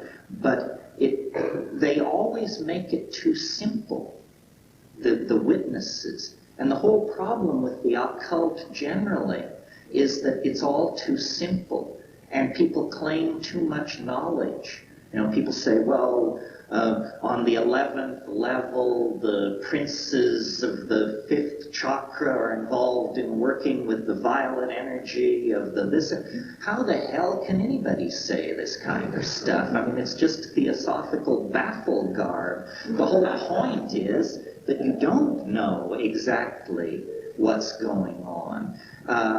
The thing I like about psychedelics is that if you're not on them, weird shit isn't happening. I mean, I don't want to go into a boundaryless world where I'm channeling this and channeling that and manifesting something else. People say, can't you achieve these states on the natch? Well, yeah, you can if you're crazy as a shithouse owl, but who would want to, you know? I mean, the whole point is that these states are not invading ordinary consciousness. I mean, if I woke up some morning and discovered in my morning meditation that I could trigger a DMT flash, I'd get professional help well before breakfast, you may be sure. The goal is not to access these places on the natch. I mean, that's nuts. It's like trying to fly by flapping your arms. They're just as real when you access them on DMT as when you access them any other way. I don't know what it is with the... my rule, which is Occam's razor, familiar to any of you who've studied logic, is hypotheses should not be multiplied without necessity. In other words, don't be weirder than you have to be based on what you know and experience, because that's weird enough if you're doing your homework. So to decide that you're going to believe in some fantastic occult cosmology is to essentially throw away your freedom. I'm a pragmatist. I don't like ideology, any ideology. I mean, I don't like, I mean, there are obviously toxic ideologies, fascism, sexism, but ideology itself is toxic. Once I asked the mushroom in the Amazon, I said, why are you dumping all this stuff on me? Why me? And it said without hesitation, because you don't believe in anything. And that's what it requires, I think, is an empty vessel. If you carry to it beliefs about fairyland or divas or etheric bodies or all that, then it will simply inflate your pre-existing belief and confirm all your prejudices, and you'll be no better off than some other form of middle-class smugness. What you have to do is try and empty yourself of belief and say to it, be what you are for yourself. And when you do that, you know, with the mushroom, there's an enormous organ tone, and black drape curtains begin to rise. And after about 45 seconds of that, you say, that's enough of what you are in and of yourself. Let's go back to the dancing mice, the little rolling candies, the birdies, and the bright colors, please. Yes. Talk a little bit about, you speak of the mushroom in several of your books as the precursor for religion and brain expansion, and also I'm interested in the teleological implications here, but also as the resider at the end of time that you talk about in I think 2012, and the magnet effect. Could you go into this in a little more depth? Yeah. I have to give a product warning here. You get two things from me. You get what you could have gotten somewhere else if you went to libraries or read books or did something. In other words, I'm just a teacher, and I tell you what you could find out somewhere else. And that's what we've been talking about here, exotic as it may seem. The other thing you get is my conclusions about these places. And those are simply my conclusions. They have no force. There's no moral or intellectual imperative to line up with me on these things. But as a psychedelic voyager, I keep trying to create a meta-theory. I keep trying to understand what is happening. And I really have come to believe, this harks back to what I was saying at the beginning here this morning about how the psychedelic experience is an experience of higher dimensionality, that what that boils down to is an awareness of the future. And the future is not what we think it is. The future is not something which extends endlessly away from this moment into a dimension that has not occurred yet. The future is finite. And this is a big surprise. We all, I talked a little bit last night, we all operate under the scientific myth of the Big Bang, which says that the universe sprang from nothing in a single instant. That seems to me highly improbable. Difficult to assess the odds, I grant you, since it only happened once, but highly improbable that out of a perfect dimensionless vacuum, a singularity of such complexity as this universe could spring into being. If we're being logical, it seems to me that if you need a singularity to anchor your cosmology, it's much more logical to place the singularity not at the beginning of the universe, but at the end of the universe, and to see process not as the unfolding of the consequence of cause and effect, effect following cause, but to see the universe as a process being drawn toward something, being drawn toward higher states of order, being drawn toward completion, complexity, concrescence. And this is what we in fact see. I talked about it last night, the way molecular complexity was the foundation for life, life the foundation for higher animals the foundation for thinking civilized beings, and so forth. I really believe that what's happening on this planet is a kind of birthing process. Biology is the placenta of spirit, and the entire earth is pregnant with the gestation of spirit. And it is perhaps even willing to rupture itself in order to bring to birth this higher form of organization. And in the same way that birth, that the process of the gestation and birth of a child takes a long time, but it's very dramatic in the last few hours, that's where the action is, because that's when the child moves into the birth canal and convulsive tremoring begins, and the uterus expels the child into another dimension. I think history is the birth canal of spiritual transformation. That the reason we are such strange creatures is because we are neither spirit nor simply animal. We are the fetal form of a new ontological order. And it takes about 25,000 years for the process to come to completion. And it starts with just a seed, the building of a fire, the enunciating of a word, the forming of a thought beneath the beetled brow of some distant ancestor who raises their face from feeding for a moment and has this descent of higher order into their sphere of cognition. But once the hook is in, it begins to build.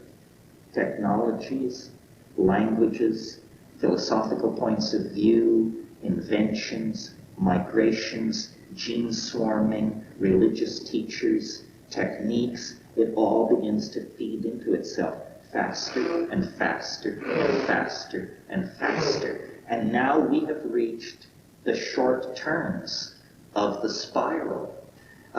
We are being shaped by a transdimensional intellect of some sort that lies ahead of us in the future, that casts an enormous shadow across the lower dimensions of space and time that we inhabit. And in our more primitive cultural forms, we just call it God and say, we are being propelled toward God. We are being pulled into God nature. I don't think that this is the God who, in Milton's phrase, hung the stars like lamps in heaven. I can't conceive that it could be that God. I think it's the God of biology, that biology is in the process of transforming itself on this planet, and that history represents the final crisis. And look where we are. I mean, imagine the life of the fetus in the womb. Comfortable, weightless. Food is being delivered through the umbilical cord. All needs are being met. There is simply the great oceanic oneness of being, and then growth and growth. In the same way that we expanded across continents and began to clear forests and build stone cities and build observatories, growth, growth, growth. Finally, it's all used up. The uterus, the womb is filled. It's no longer this dimension of endless freedom. Instead, it's a tiny, cramped, constricted space. The walls are closing in. This is where we are. The walls are closing in. There's no more space, and there's no going back. You probably all know the Grateful Dead song about you can't go back and you can't stand still. If the thunder don't get you, then the lightning will. That's where we are. That's what the 20th century is. It's the awareness that we have eliminated the option of centuries of a human future. It's all now going to be settled in the next few decades, whether or not this species goes extinct or goes hyperspatial. In other words, whether or not this experiment in the birthing of spirit is to end in stillbirth or a successful parting of mother and child, the earth emptying its womb, heaving an enormous sigh of relief, and us then going off to whatever grand and glorious destiny the spiritual imagination can find for itself in hyperspace. And so the chaos of the 20th century is the chaos of birth. I mean, if you had never seen a human birth and you were to happily come around the corner and be confronted with this, it vibrates medical emergency. Blood is being shed, organs are distended, there's moaning and groaning. It looks like a problem. You have to really make a leap to faith to say, how beautiful, new life coming into the world. This is how we do it. Make way for the new order. Well, that's what we have. We've used up 3D. We have begun the long path down the birth canal. We are suffocating. The walls are closing in. We cannot imagine what lies beyond us. On the other hand, a fetus in the birth canal, how can it ever know that it'll grow up to be airline pilot, research scientist, fashion model, or whatever? Those are whole realms of categories that don't even exist in the world that it inhabits. And I think that what psychedelics are about, and what shamanism is about, is getting behind the screens and learning what the plot is, figuring out what human destiny means. I don't think we should despair. I think we're moving on. Everything you know is going to be changed and lost. This is the psychedelic truth of life. Nothing lasts. Not your enemies, not your lovers, not your fortune, not even your own dear self.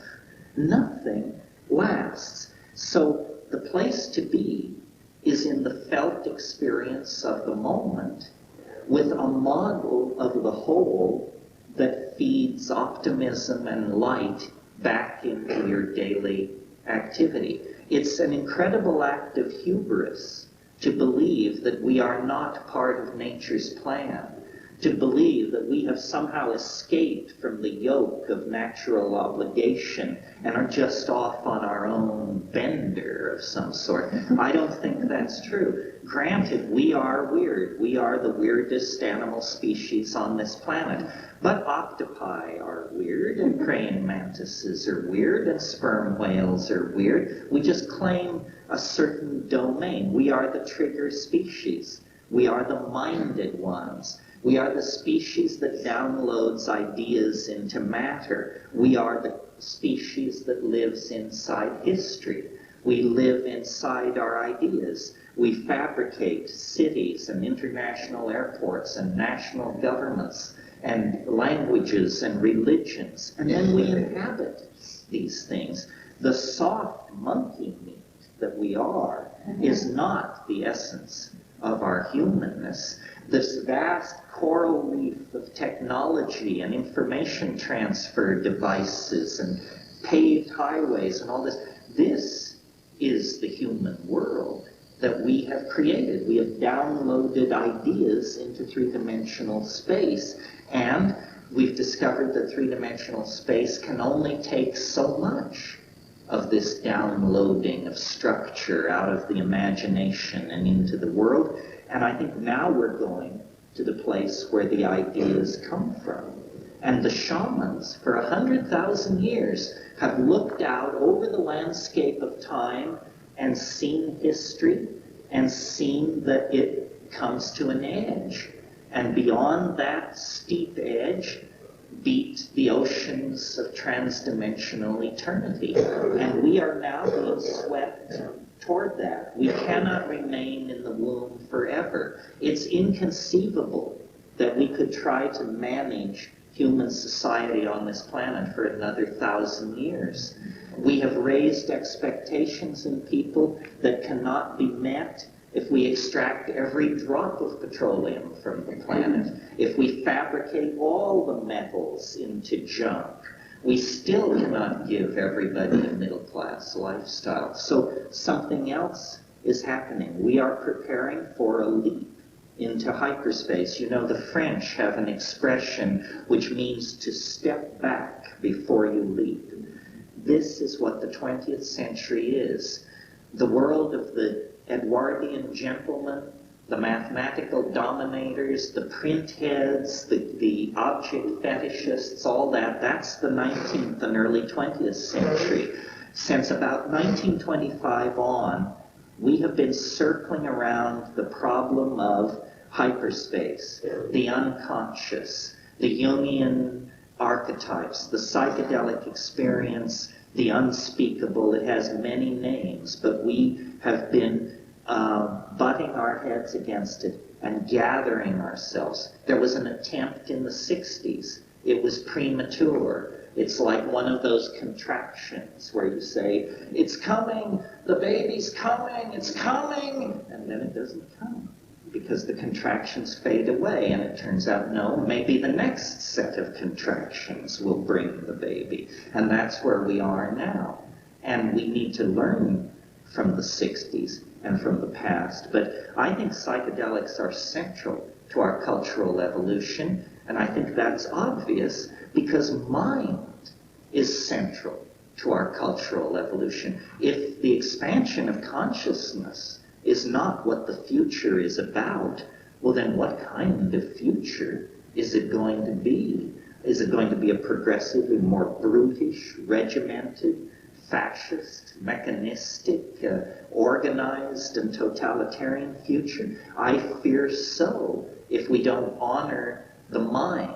celebrate diversity and complexity, and psychedelicize ourselves in an attempt to do it as your question implied and I responded. You can predose with the MAO inhibitor and then take the tryptamine.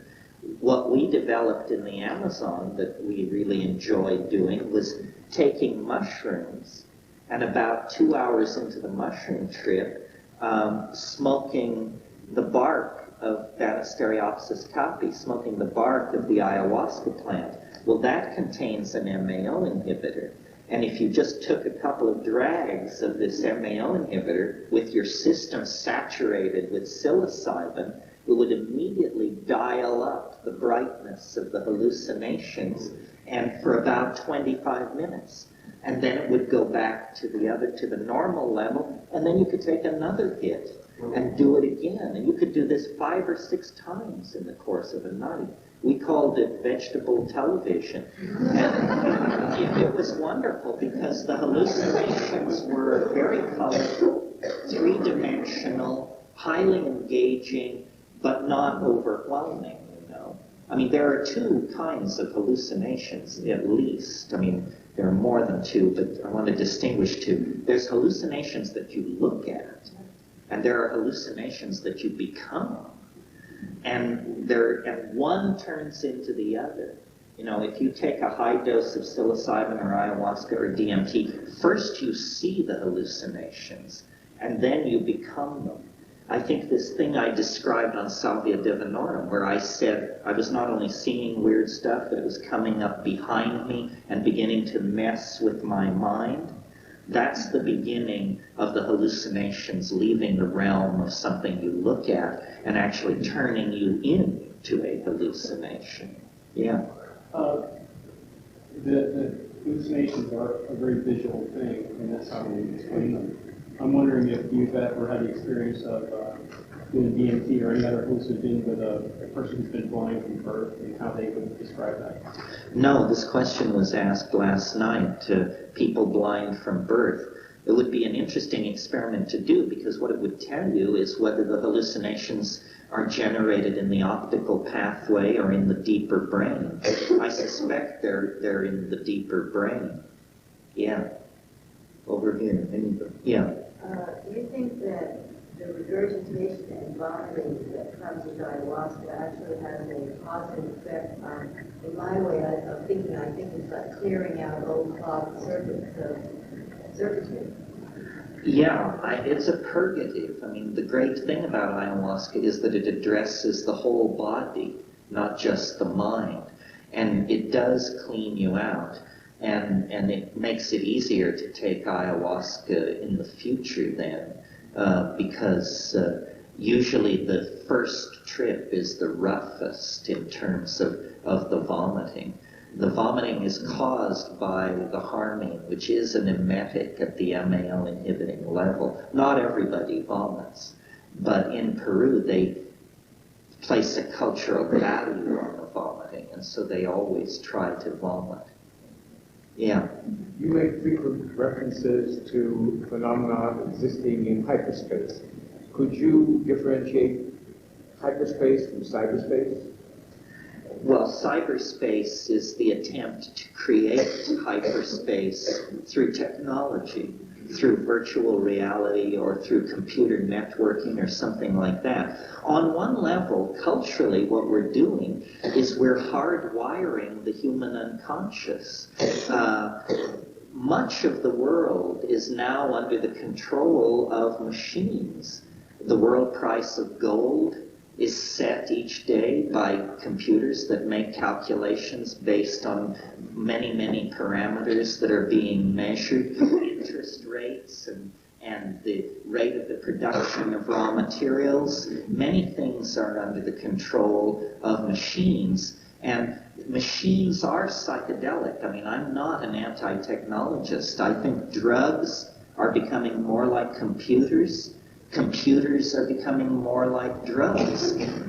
If the materialist pharmacologists are correct, then it should be possible to design a drug which causes you to whistle the first 10 bars of Dixie, and that's all. all. In other words, if thoughts can be molecularly specified, then it should be possible to design drugs which are like newspapers and tell you what happened in the world in the last 24 hours. Now, we may be a long way from that, but that's the end goal of reductionist pharmacology.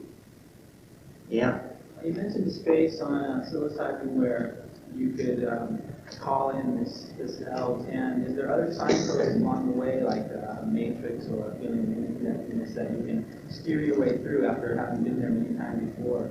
Are there a lot of recognizable directions and forks in the road that you want to follow, or others you want to stay away from? Well, it's a topology. I mean, it's a shifting topology. I can only speak for myself. I'll tell you how I do mushrooms. I do them on an empty stomach. I don't eat for 6 hours. I don't call that fasting. I just call that emptying your stomach. I take them on an empty stomach. I take 5 dried grams. I weigh 145 pounds. If you weigh more, take more. If you weigh less, take less. I take the mushrooms and then I sit. Even though, for me, they never come on faster than an hour. I sit that whole hour. And I usually smoke a bomber. And I usually roll up 3 more. And then I have them laying in front of me. And then at about the hour and 20-minute mark, well, in the first hour, there are certain presentational symptoms, but they're trivial. Your nose runs. The psilocybin is causing that. That's real. That's a symptom. Your nose runs. Sometimes you have to go to the bathroom. Get all this taken care of in the first 45 minutes. Then sit there. Then for me, at about the hour and 20-minute mark, give or take, not more than 5 minutes, it begins what's called streaming. Streaming is when you close your eyes and there are after-image colored globs of stuff floating by, either colored mauve or chartreuse. It's pretty trivial.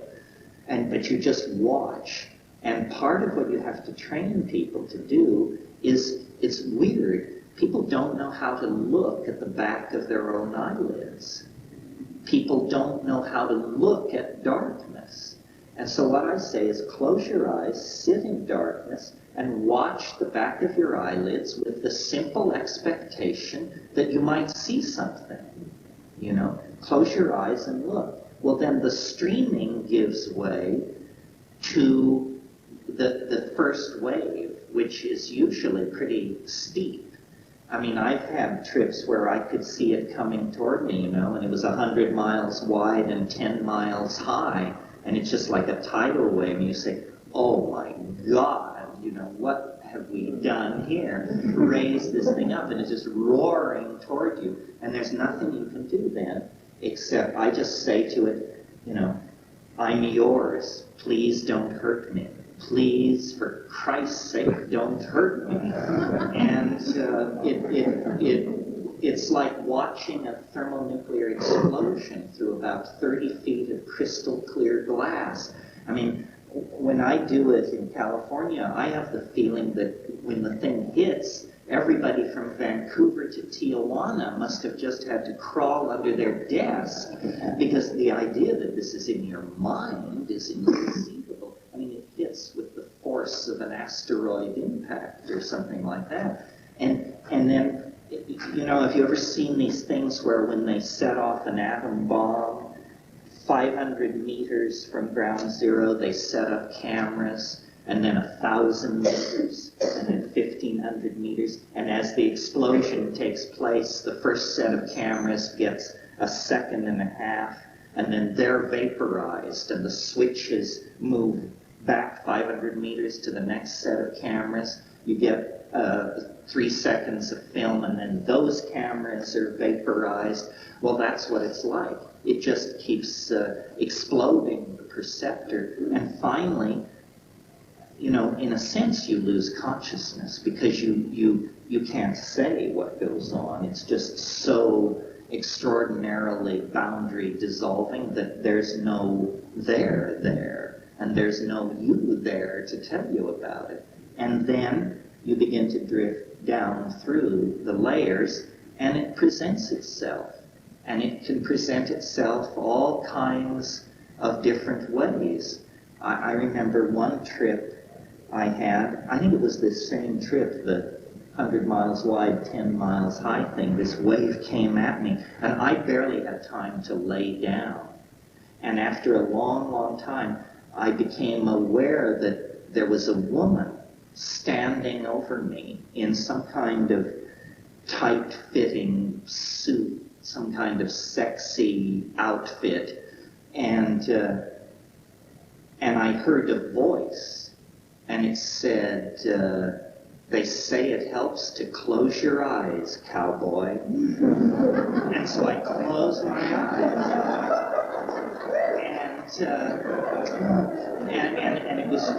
and it was just raging. And then after about 30 seconds, I opened my eyes, and this woman who was standing over me with my body between her legs, put her face right down next to mine and said, "Is it strong enough for you, asshole?" Yes. It's strong. So, the humor of the thing is amazing. It can come at you so many different ways.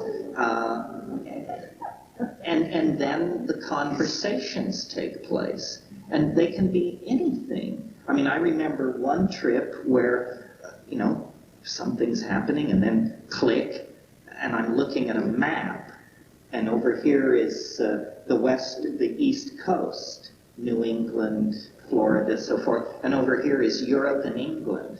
And so I'm looking at this map, and then I see a little ship setting off from France, like a little cartoon ship.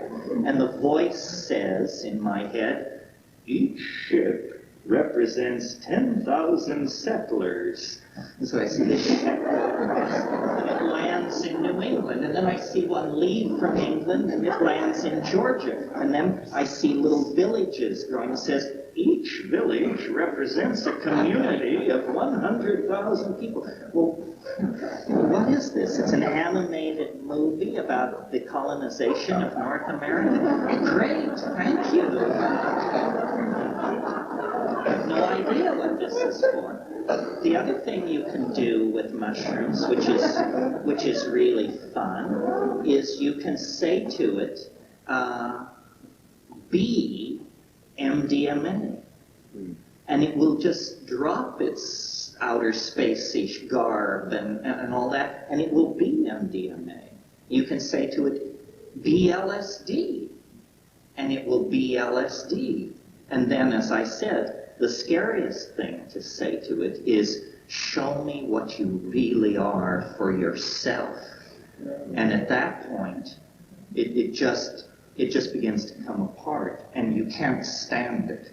After 40 seconds of that, you say, "I'm sorry I even asked. Reassure me."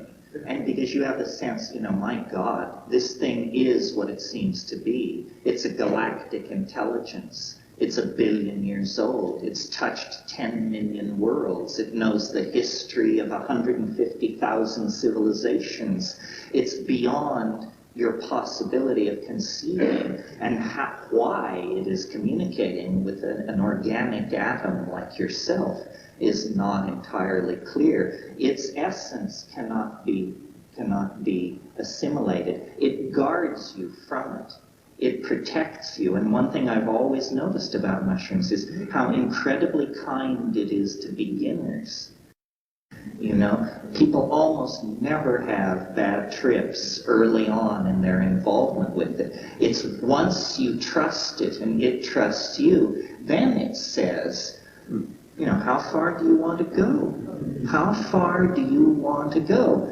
And this is here on a place like Maui, where there's a lot of spiritual disciplining going on and a lot of stress on conscious growth, it's worth talking about this.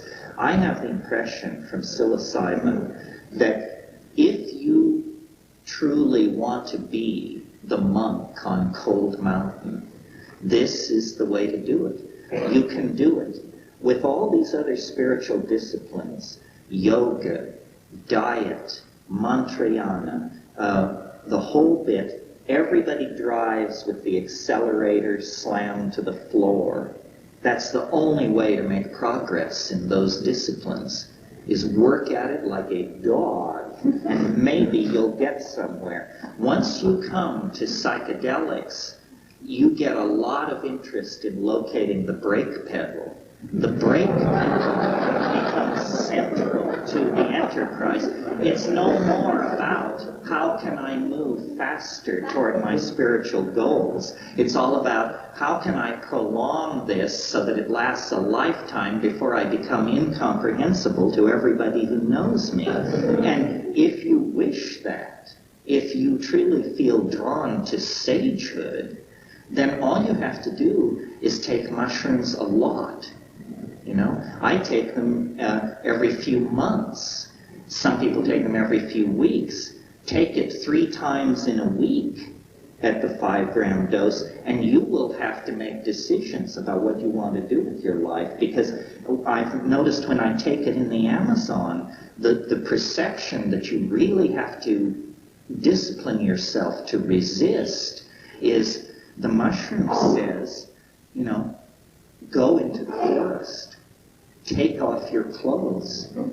You can survive in the forest. You don't need civilization. And I don't know whether it's true or not. I mean, there are horrible, horrible stories of people who were found raving mad 5 days later, driven so by the bite of insects.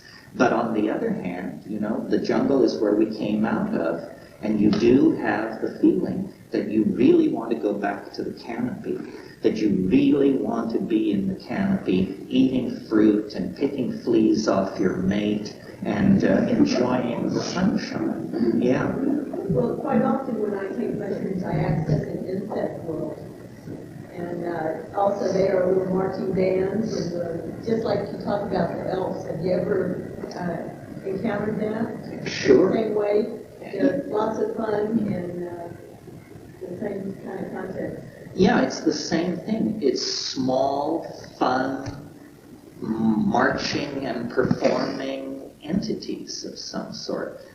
I've thought a lot about DMT and tried to create a model for it. And I've created many models, and all of them taken together don't do it justice. And I realize that every time I smoke DMT. The first thing I realize is everything you've been telling people is bullshit. That's not what it is at all. And so here comes some. As I grok it, the archetype of DMT is the archetype of the circus. And here's why. The circus is about clowns. It's about a circle of light. It's about a dome, a tent. And under the big tent and in the circle of light, the clowns perform. And a circus is a wonderful place to bring children. But a circus is more than clowns under the big tent. My own first awareness of eros that I have is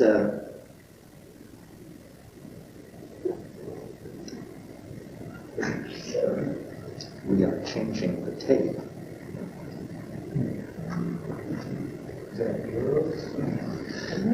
The first awareness of eros that I can remember for myself was when I was about 3. My parents took me to a circus, and there, high above the center ring, hanging by her teeth in a tiny spangled costume, was the acrobat lady. And this is death and eros spun together. She's practically naked. She's hanging by her teeth. She works without nets, and I got it.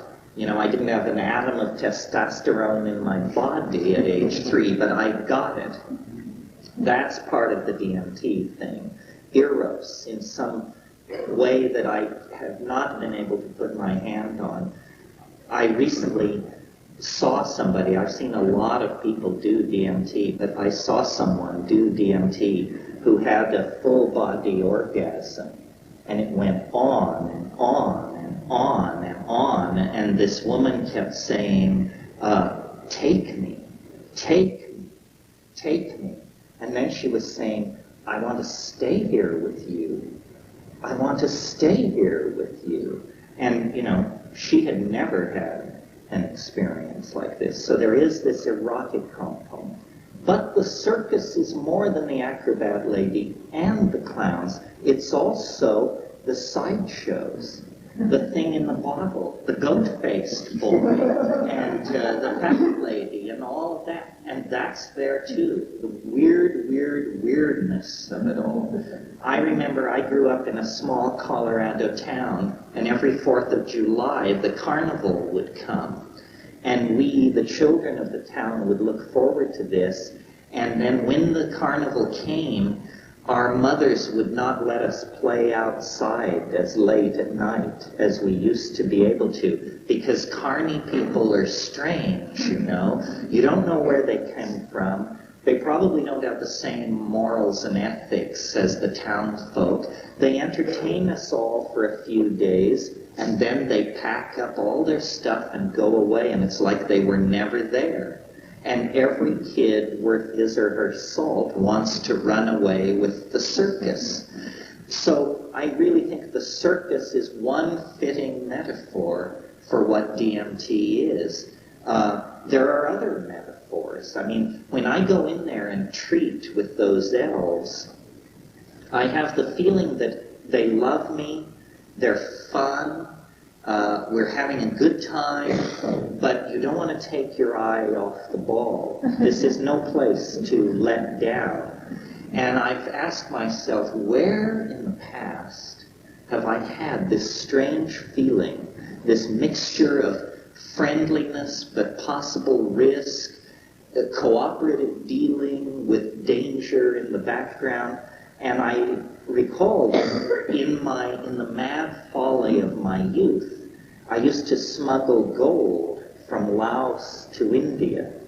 And I would take this gold, these gold bars, kilo gold bars. It was when gold was much cheaper, I should say, and I could afford kilo gold bars. Strapped to my body, I would go to the Crawford Market of Bombay and buy hash for whatever purpose. And going to the Crawford Market and dealing with these Muslim hash dealers, you know, you're my friend, come in. I had the same feeling that I had with the DMT. It's, we are your friends. He said, I am your friend. I'm not like all the others. Great, Ahmed. I'm glad you're not like all the others. They're mean traders, is what these things are. They want you to give them a meme. Do you know what a meme is? A meme is the smallest unit of an idea. In the same way that we are made of genes, ideas are made of memes. A meme is like, well, anti-Semitism is a meme. M-E-M-E. Communism is a meme. The bikini is a meme. A meme is an idea, or the smallest unit of an idea. These guys are meme traders. And what they want is ideas, human ideas. They collect them the way you might collect a carved mask if you went to the Sepik River region of New Guinea or something. And what they trade are trade goods. These things they were showing me. The look at this, look at this. Those are the equivalent of combs, barrettes, baubles, and small mirrors. The kind of stuff I take to the Amazon to give to the Indians. They're saying, wouldn't you like this? Give us a line of poetry. Or how about a mathematical equation? Or something like this. They are traders in memes. They are also Well, you know, again, trying to be logical. If you accept that they exist, these entities, then it raises certain fairly profound questions. Where are they? Who are they? And what do they want? If you accept that these are real entities, real beings, well, trying to be logical about it, it seems to me there are a fairly limited number of choices. They are extraterrestrials of the classic, we have been studying you for 50,000 years, we have come to correct the gravitational, that kind of extraterrestrial, you know, extraterrestrial, evolved around another star and came here by some technology. They are either extraterrestrials or they are time travelers from some future so distant that this is what human beings have become, things made out of light that look like self-dribbling basketballs, which means they must be at least 50 years in the future. So they're either extraterrestrials, they're either from a human future, or, next possibility, they are from another continuum. In other words, they didn't come from a distant star. They came from another energy world somewhere that is, in practical terms, nearby. But we have no evidence that such things are even possible, even though science fiction is filled with so-called parallel continui. We don't know whether this is even a viable concept. Or, and this, believe it or not, is the most conservative possibility. If we accept that these things exist, if we accept that they have an intent to communicate with us and can in fact communicate with us, if we accept that they have a deep interest and affection for humanity, then it seems to me the most logical and conservative position would be these are human souls. These are human beings, either in a post-mortem or prenatal existence of some sort. This, I never would have thought that I would be pushed to this, but I took DMT to the Amazon years ago and gave it to ayahuasqueros that I respected, and they just say, well, you haven't been listening. Didn't we tell you, ever dream, that at the end of the most technological and reductionist and materialist of all cultural binges, we would discover a way to look over the barrier of death itself and see the survival of organic existence in another dimension? That is just about the most astonishing development that this culture could endure. Far more astonishing than having visitors from Zenebel Ganubi land at UN Plaza and start handing out technological gimmicks. And yet, this is what shamans have always believed for 100,000 years. This is the generally accepted belief about these entities. It just doesn't happen to be generally accepted in the high-tech industrial democracies infected with the meme of science. There, this idea is outlandish.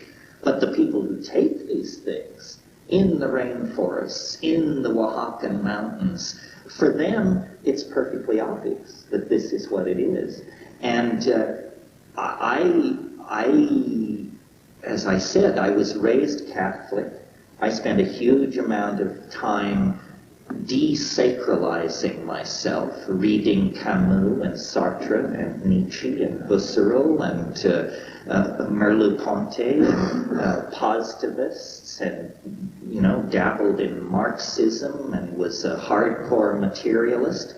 But life lived honestly, meaning not denying the content of my experience, has led me to the conclusion that the scientific model of how the universe works is complete hokum. I mean, it's fine for predicting the charge of the electron or how to land an artillery shell on somebody's head, but when you talk about, what is mind, what is life, what is intelligence, science has nothing to say about this. Science is a strategy for solving simple questions. Shamanism is a strategy for solving very, very complex questions. And I think that DMT presents a science and cultural destroying frontier. In the same way that medieval Christianity could not hold itself together in the face of the discovery of the New World, meaning this hemisphere, I don't think science, as we inherited it from the Renaissance, is going to be able to survive the confrontation with the psychedelic experience. I think this is one more reason why these things are so stigmatized and forbidden and taboo, because they are the absolute confoundment of our official religion. They show that what we believe about reality is complete hokum, and that we are actually going to have to go back to the idea that there is such a thing as a soul, that there are parts of the human personality that survive physical death, and that therefore, and this is, I suppose, sobering news for everybody, life does have a dimension of moral obligation. We are not just simply free to be secular jerks. We have to try to figure out what the universe wants of us, what is acceptable behavior and what is not. In other words, there is a moral imperative in all this. Every religion of enduring quality has some notion of an after-death vehicle, that life is a strengthening of certain structures ordinarily invisible that will be very important at the moment of death to carry the personality through to another domain. And the evidence of psychedelics and shamanism, I think, is that we need to at least take this seriously and explore it. And it can be explored. It's not in principle beyond rational comprehension. It's just that it can't be approached through an instrumentality. In other words, the way scientists like to work is they like to build fancy instruments and then integrate fancy measurements into some fishy equation. That's not how this works. We have to send great-souled people with tremendous artistic and poetic skills. We have to send those people into that dimension, and they have to return and sing and dance around our campfires and teach us what is there. And if this is done, I think that along with this dimension of moral obligation that the survival of the soul implies, there is also a dimension of hope and optimism. We don't know what life is for, and it's tremendously liberating to reconnect with the idea that there is more to the end of life than the yawning grave and becoming worm food. And it's that faith, and it isn't a faith exactly, it's secured by direct experience of the shamanic domain, but it is that experience which gives life meaning. Without that experience, meaning is not intrinsic. It has to be conferred. And so you confer meaning by fetishizing objects, or by becoming fetishistic about power and control over other people. And these are the things that do not satisfy, but that we attempt to assuage our anxiety with. So I think that in terms of human psychology, the psychedelics are empowering us to discover the true nature of humanness, a fact that our obsession with scientism has occluded for us. And this is incredibly important for the culture, because frankly, I can't tell whether we're going to survive our history. It may be too late. It may be that what appears to be happening is in fact happening, and that we have wrecked the planet, and that we are destined for extinction. But it may be that death itself is somehow the answer, and that what we are headed forward into is a kind of non-physical existence in a non-physical dimension. I find that sobering. I'm not keen on it, but I'm willing to entertain it because I'm a realist. I know how far down the primrose path toward ruin we've come, and I know how hard it is to change people's minds. So maybe we're just going to continue practicing bad cultural habits until we in fact rob ourselves of any space in 3D in which we can be comfortable. Or perhaps there is a way to avoid that and to dissolve the boundaries between life and death and to become co-simultaneously both spirit and body, both in the physical three-dimensional realm and able to travel and move in these higher and hidden dimensions that the psychedelics reveal. This is what the future will unfold for us, and I think we're very close to the denouement. I believe that the acceleration of historical process that we feel all around us is part of a general law of acceleration that has been in place since the earliest moments that this universe came into existence, and that as the spiral reaches closure, we are going to be carried into a new realm of the spirit, and death and transfiguration may well turn out to be the same thing. Questions? Yes? My interest in the last year and a half with mushrooms and DMT and you has been the exploration of whether this is the death state. It seems that ultimately it's going to be the biggest trip. When I did 5 grams, I got a message that I would have a choice to stay infinitely alive within my imagination, or the other choice was just non-judgmental, just to go to sleep. And the idea of staying awake forever in the imagination biologically had a kind of a tiring feeling to it. But just those 2 choices. I'm wondering if you, when you go into the, when you're under the influence, do you explore that question in particular? And have you gotten answers about it? No, I do explore that question in particular. Staying alive forever in the human imagination is a very interesting concept. Imagine for a moment that anything was possible. Imagine, for example, that the laws of physics were suddenly replaced with the laws of the imagination. Well, that's a very interesting meditation, because it starts out, at least for me, I think, well, if I could have anything, what would I have? Or what would I like to have if I could have anything? So it begins modestly. I would somehow transfer the Vatican Library to Versailles, and I would live at Versailles and have access to the Vatican Library and all other books and works of art that have ever existed. And I would walk in a garden, but then I start thinking like this, and I say, no, but the question was, what would it be like if it could be anything? Why would you want Versailles? Why would you want the Vatican Library if you could have anything? And you realize our imagination is completely constrained by the laws of physics.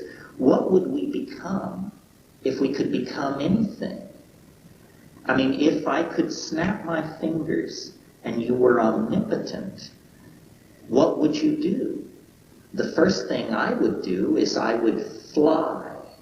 I would just leap about 300,000 feet in the air and give the cowboy yell. But then you would realize, the entire universe is now your bubble. You can cross the galaxy in the wink of an eye. You can journey back to the Big Bang in the time it takes to think about it. There is no civilization in the history of the cosmos, no work of art, no ecstasy, no experience that is denied you.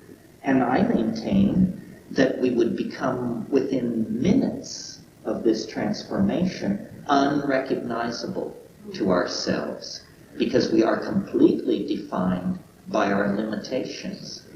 And so that's what I imagine death is. It's the discovery that you can be, do, see, think, and feel anything.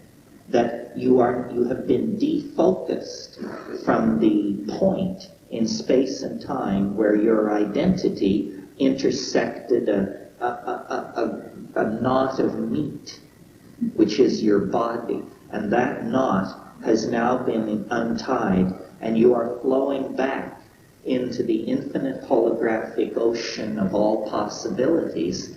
And some people will create hell worlds.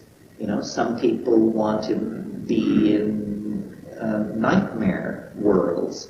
And some people will create paradise upon paradise upon paradise. It's the final conquest of the imagination by free will. This is what William Blake was talking about, what he called the divine imagination. Yeah. On language, you spoke about language as being a strong building block of this segment of history, a building and evolutionary thing. I saw you in a video, a very psychedelic video, where you used a lot of descriptive words describing this very incredible thing, and then you compressed it into, it's a bird, baby, it's a bird. And that whole thought about how compressing and confusing language is, there's a real paradox there. Yes, language is best used to lie. That's what it's best at, because it's a kind of betrayal. It's an incredible flattening of reality. And I think the example you mentioned was, I was saying, a child lying in a nursery, in a crib, and a bird flies into the room. And for the child, this moving, fluttering thing of light and sound is a miracle that has many, many dimensions to it. But the child's mother then comes into the room and sees what's happening, and she says, "It's a bird. It's a bird, baby, bird." So what happens then is this mysterious, irreducible complex of light and motion is changed into a word. And the word is like a little tile. And that word is affixed over the bird and now covers the bird. And by the time you're 6 years old, you've been handed enough of these small tiles that everywhere you look, it's seamless tiling.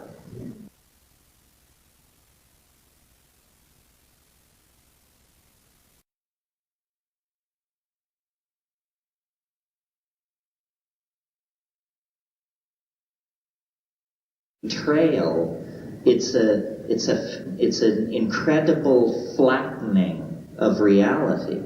And I think the example you mentioned was, I was saying, a child lying in a nursery, in a crib, and a bird flies into the room. And for the child, this moving, fluttering thing of light and sound is a miracle that has many, many dimensions to it. But the child's mother then comes into the room and sees what's happening, and she says, "It's a bird. It's a bird, baby, So what happens then is this mysterious, irreducible complex of light and motion is changed into a word. And the word is like a little tile.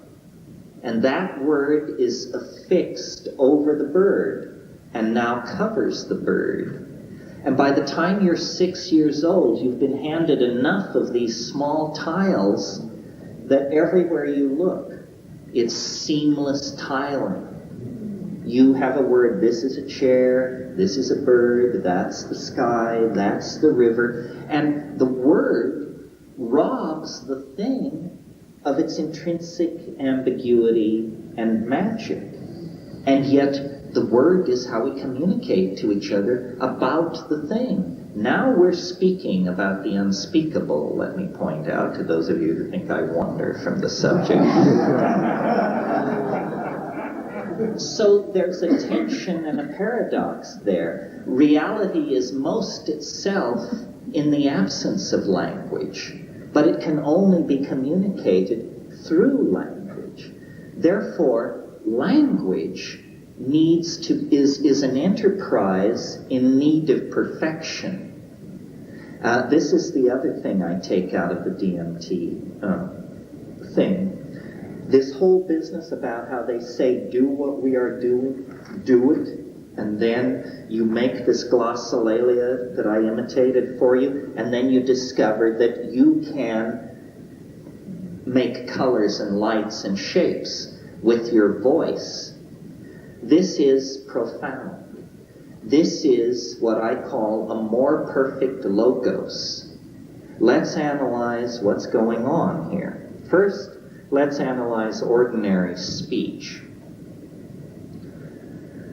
I want to communicate with you. I have a thought, and I want to communicate it to you. I go into my mind, which is partially my brain, and I seek the culturally, consensually validated words for my idea. I then raise those words to consciousness. I activate my tongue and soft palate, and I create an acoustical pressure wave in the air. This acoustical pressure wave crosses the intervening space between you and me. It enters into your ear. You download this incoming vibration, and you attempt to match it to a dictionary of vibrations that you have learned over your lifetime. Now, if your dictionary matches my dictionary, you extract my thought out of this process. My thought magically comes into existence in your mind. Now, this is called understanding. But notice that one of the most uncool things you can do in most social situations is say to someone, would you explain to me what I just said?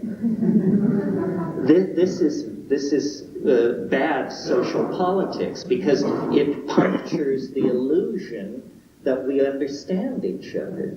I have this all the time because people quote me to myself, and I can often not recognize.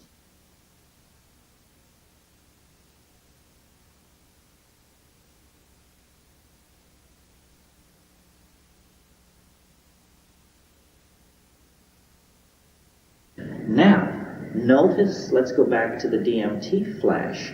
The elf creatures, the tykes, I call them, the tykes are using small mouth noises, but they make things you can see. And notice that there is a tremendous gain in coherency. When you and I look at something, let's say we're in an art museum and we're looking at a painting or a sculpture. When you and I look at something, we have high confidence that we are seeing the same thing, generally. Where if I were to read a paragraph and then ask each person to write what I had read, we'd get a whole spectrum of answers. But if I show you a painting and ask everybody to write down what they've seen, the spread will be much less tight. Visual languages have a diminished ambiguity to them. They also, visual languages are not dependent on on culturally validated symbol systems. Notice that if you don't speak English, you can't understand me. But if we're in an art gallery looking at a piece of sculpture, you may speak German and I speak English, but we don't see different things because of this, or we assume we don't see different things because of this. So, having observed all this, I went, the contrast between spoken language and visual language in DMT, I then went to the Amazon, where ayahuasca taking is rampant, and where it's built around the phenomenon of singing, of what are called magical songs, icaros. And when you sit in these ayahuasca circles and you're loaded and people sing these songs, well then after 3 or 4 songs there'll always be a break so people can go outside or smoke or something. And then you hear what the people are saying to each other. And people will say to the shaman who has just finished singing, "I loved your song. I especially loved the part where you put the silver dots on the khaki striping. And I really liked the part where the lemon yellows were faded into the grays." You say, what kind of a conversation is this? We're talking about a song, but it is perceived as a pictorial enterprise. Because under the influence of ayahuasca, sound is processed in the visual cortex, not in the audial center of the brain. And consequently, language is seen. This is why ayahuasca has a reputation for being a telepathic drug. It is a telepathic drug. But telepathy doesn't mean you hear what I think. Telepathy means you see what I mean. And we unconsciously prioritize the visual sense. If you want to say, "I understand you," you say, "I see what you mean." And in all Western languages, if you want to know if you're understood, you say, "Is that clear? Is that clear?" So what this, I believe, means is that language is a behavior in human beings that has not yet completely unfolded developmentally. We now use small mouth noises to communicate, but notice how driven toward the image we are, how much color photography has transformed our world, how much being able to print steel point engravings transformed our world, cinema, television, color television, interactive media, virtual reality. We love to perfect and to relate to images. So I think that part of what these psychedelics are doing, if we say they catalyze the imagination, what we're really saying is that they make language a less audio and more visual enterprise. Now, being a naturalist and a biologist by predilection, whenever I get into these far out places, I try to go back to nature to find a model that fits. Is there a model of visual nature, of visual language anywhere in nature except in the DMT flash? And I discovered one that pleases me very much and makes the point. And I'll lay it on you here. You all probably know from watching endless National Geographic specials that octopi can change color. Octopi can change their color. Most people think this is camouflage as exists in certain lizards and frogs, where you become the color of the thing you're sitting on and therefore you don't get eaten. That's not what's going on with octopi. Here's the deal, as Ross Perot would say. Octopi are covered on their outer surface by, and first let me say, octopi are large mollusks. They are invertebrates. They divided from our line of evolutionary development 700 million years ago.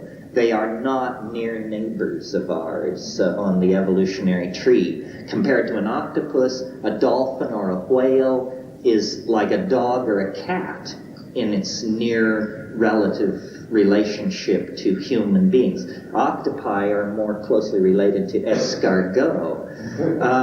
Okay, so it's a large mollusk, and on the surface of its body it has what are called chromatophores, specialized cells which can change color. It also has the ability to change the surface of its skin from rubbery, shiny, and smooth to goose-pimpled, wrinkled, and rugose. Also, it's soft-bodied. So in an aqueous medium like the sea, the octopus can fold and unfold itself very rapidly. It can reveal and hide parts of its body very rapidly. Well, when you put all this together and study octopi, what you realize is that the color changes, the surface changes, and the rapid shift of visual display is a language. The octopus is its language. It wears language on its surface the way we wear clothes on our surface. The mind of the octopus is on its surface.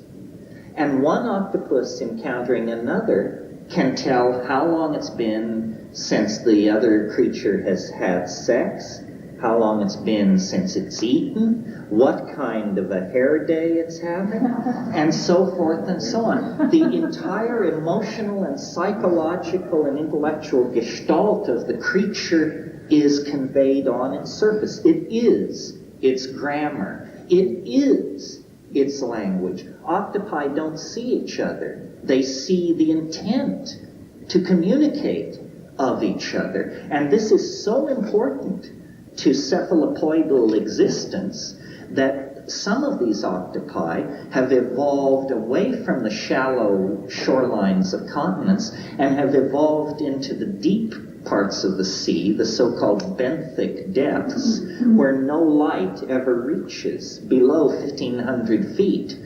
And in that situation, they have retained their ability to communicate with each other through surface color changes by going to iridescence and phosphorescence.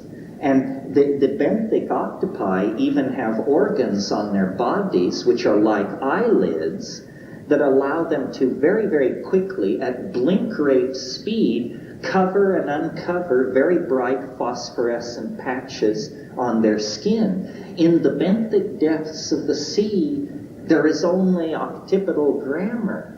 They can't see each other. They can only see the messages that they are sending. It is a domain of purest mind. And I think this is something that we are evolving toward. We already, in distinction to other animals, have a small patch on our bodies that is adapted to doing this. We have what are called faces.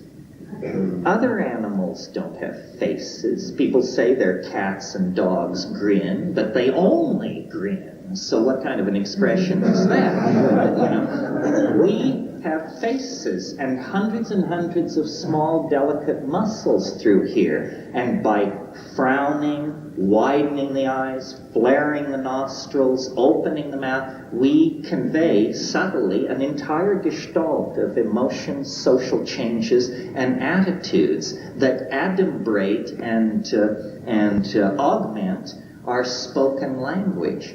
I think our drive into the mind to communicate is so intense that we are, through our technologies, following in the steps of the cephalopoidia and attempting to try and create a culture whose surface is syntactical and grammatical. And when we succeed in doing this, the difference between us as distinct individuals will be much less important. This is what I call the task of history. The task of history is for the human beings to turn themselves inside out. Let's get the mind onto the surface and get the body interiorized as a freely commandable object in the imagination. That is the inversion that we are attempting to create. When that can be done, then we will be in hyperspace. We will have transcended three-dimensional Newtonian space, which is the space where the body resides and climbs around, and we will be in the mental space of the imagination. And this is what we're attempting to do by manifesting culture. You know, we talk about virtual reality, and, you know, is it a good thing? Is it a bad thing? Notice that all human reality is virtual. If by virtual reality what we mean is the downloading of human ideas into a domain of presentation, then this hotel is a virtual reality. The city of Lahaina or Manhattan is a virtual reality. The American government is a virtual reality. Money is a virtual reality. These are all exteriorized ideological systems in which we walk around in and give our belief to, in the same way that we give our belief to the existence of mountains, oceans, and trees. And yet these are ideas that we have virtually caused to come into existence by using matter as the substrate on which to project these things. And essentially, as a species, we are the idea-excreting species. Other animals may have ideas, but they certainly don't manifest them. I mean, the whale sings its song, but it's a far cry from that to the World Trade Center or the American Museum of Natural History or an international airport somewhere. We manifest ideas, and as psychedelics catalyze ideas and catalyze language, it's becoming ever more concrete. And I think eventually there will be a marriage between human beings, technology, and pharmacology that will erase the boundaries between us and plunge us into a telepathic plenum that will not be magical. It will simply be image-mediated and trans-individual. And this is what we're plunging toward. This is what the culmination of history is the creation of a collective human overmind that can then direct the human species in an appropriate way. In other words, a hive of bees has a collective overmind, and bees don't pollute the environment or dig up petroleum or do all of these destructive things because it is ultimately inappropriate to the existence of bees to do this. We, by fragmenting into 4 billion individual egos, have lost the overstructure, the grand plan of things. And this is how it is possible that we can be damaging the earth and looting our children's future. We are not planning for the life of the species in a coherent way, and this is because we cannot communicate to each other sufficiently the nature of the problem and the path toward a solution. And here is where the psychedelics come in. They will connect us to the Gaian mind. They will connect us to each other. They will connect us to transverbal styles of communication that are beheld rather than heard. And in so doing, they will create of us a superorganism that is worthy of the human enterprise and worthy of the effort to verify and condense spirit that is going on this planet. The pieces of the equation, human beings,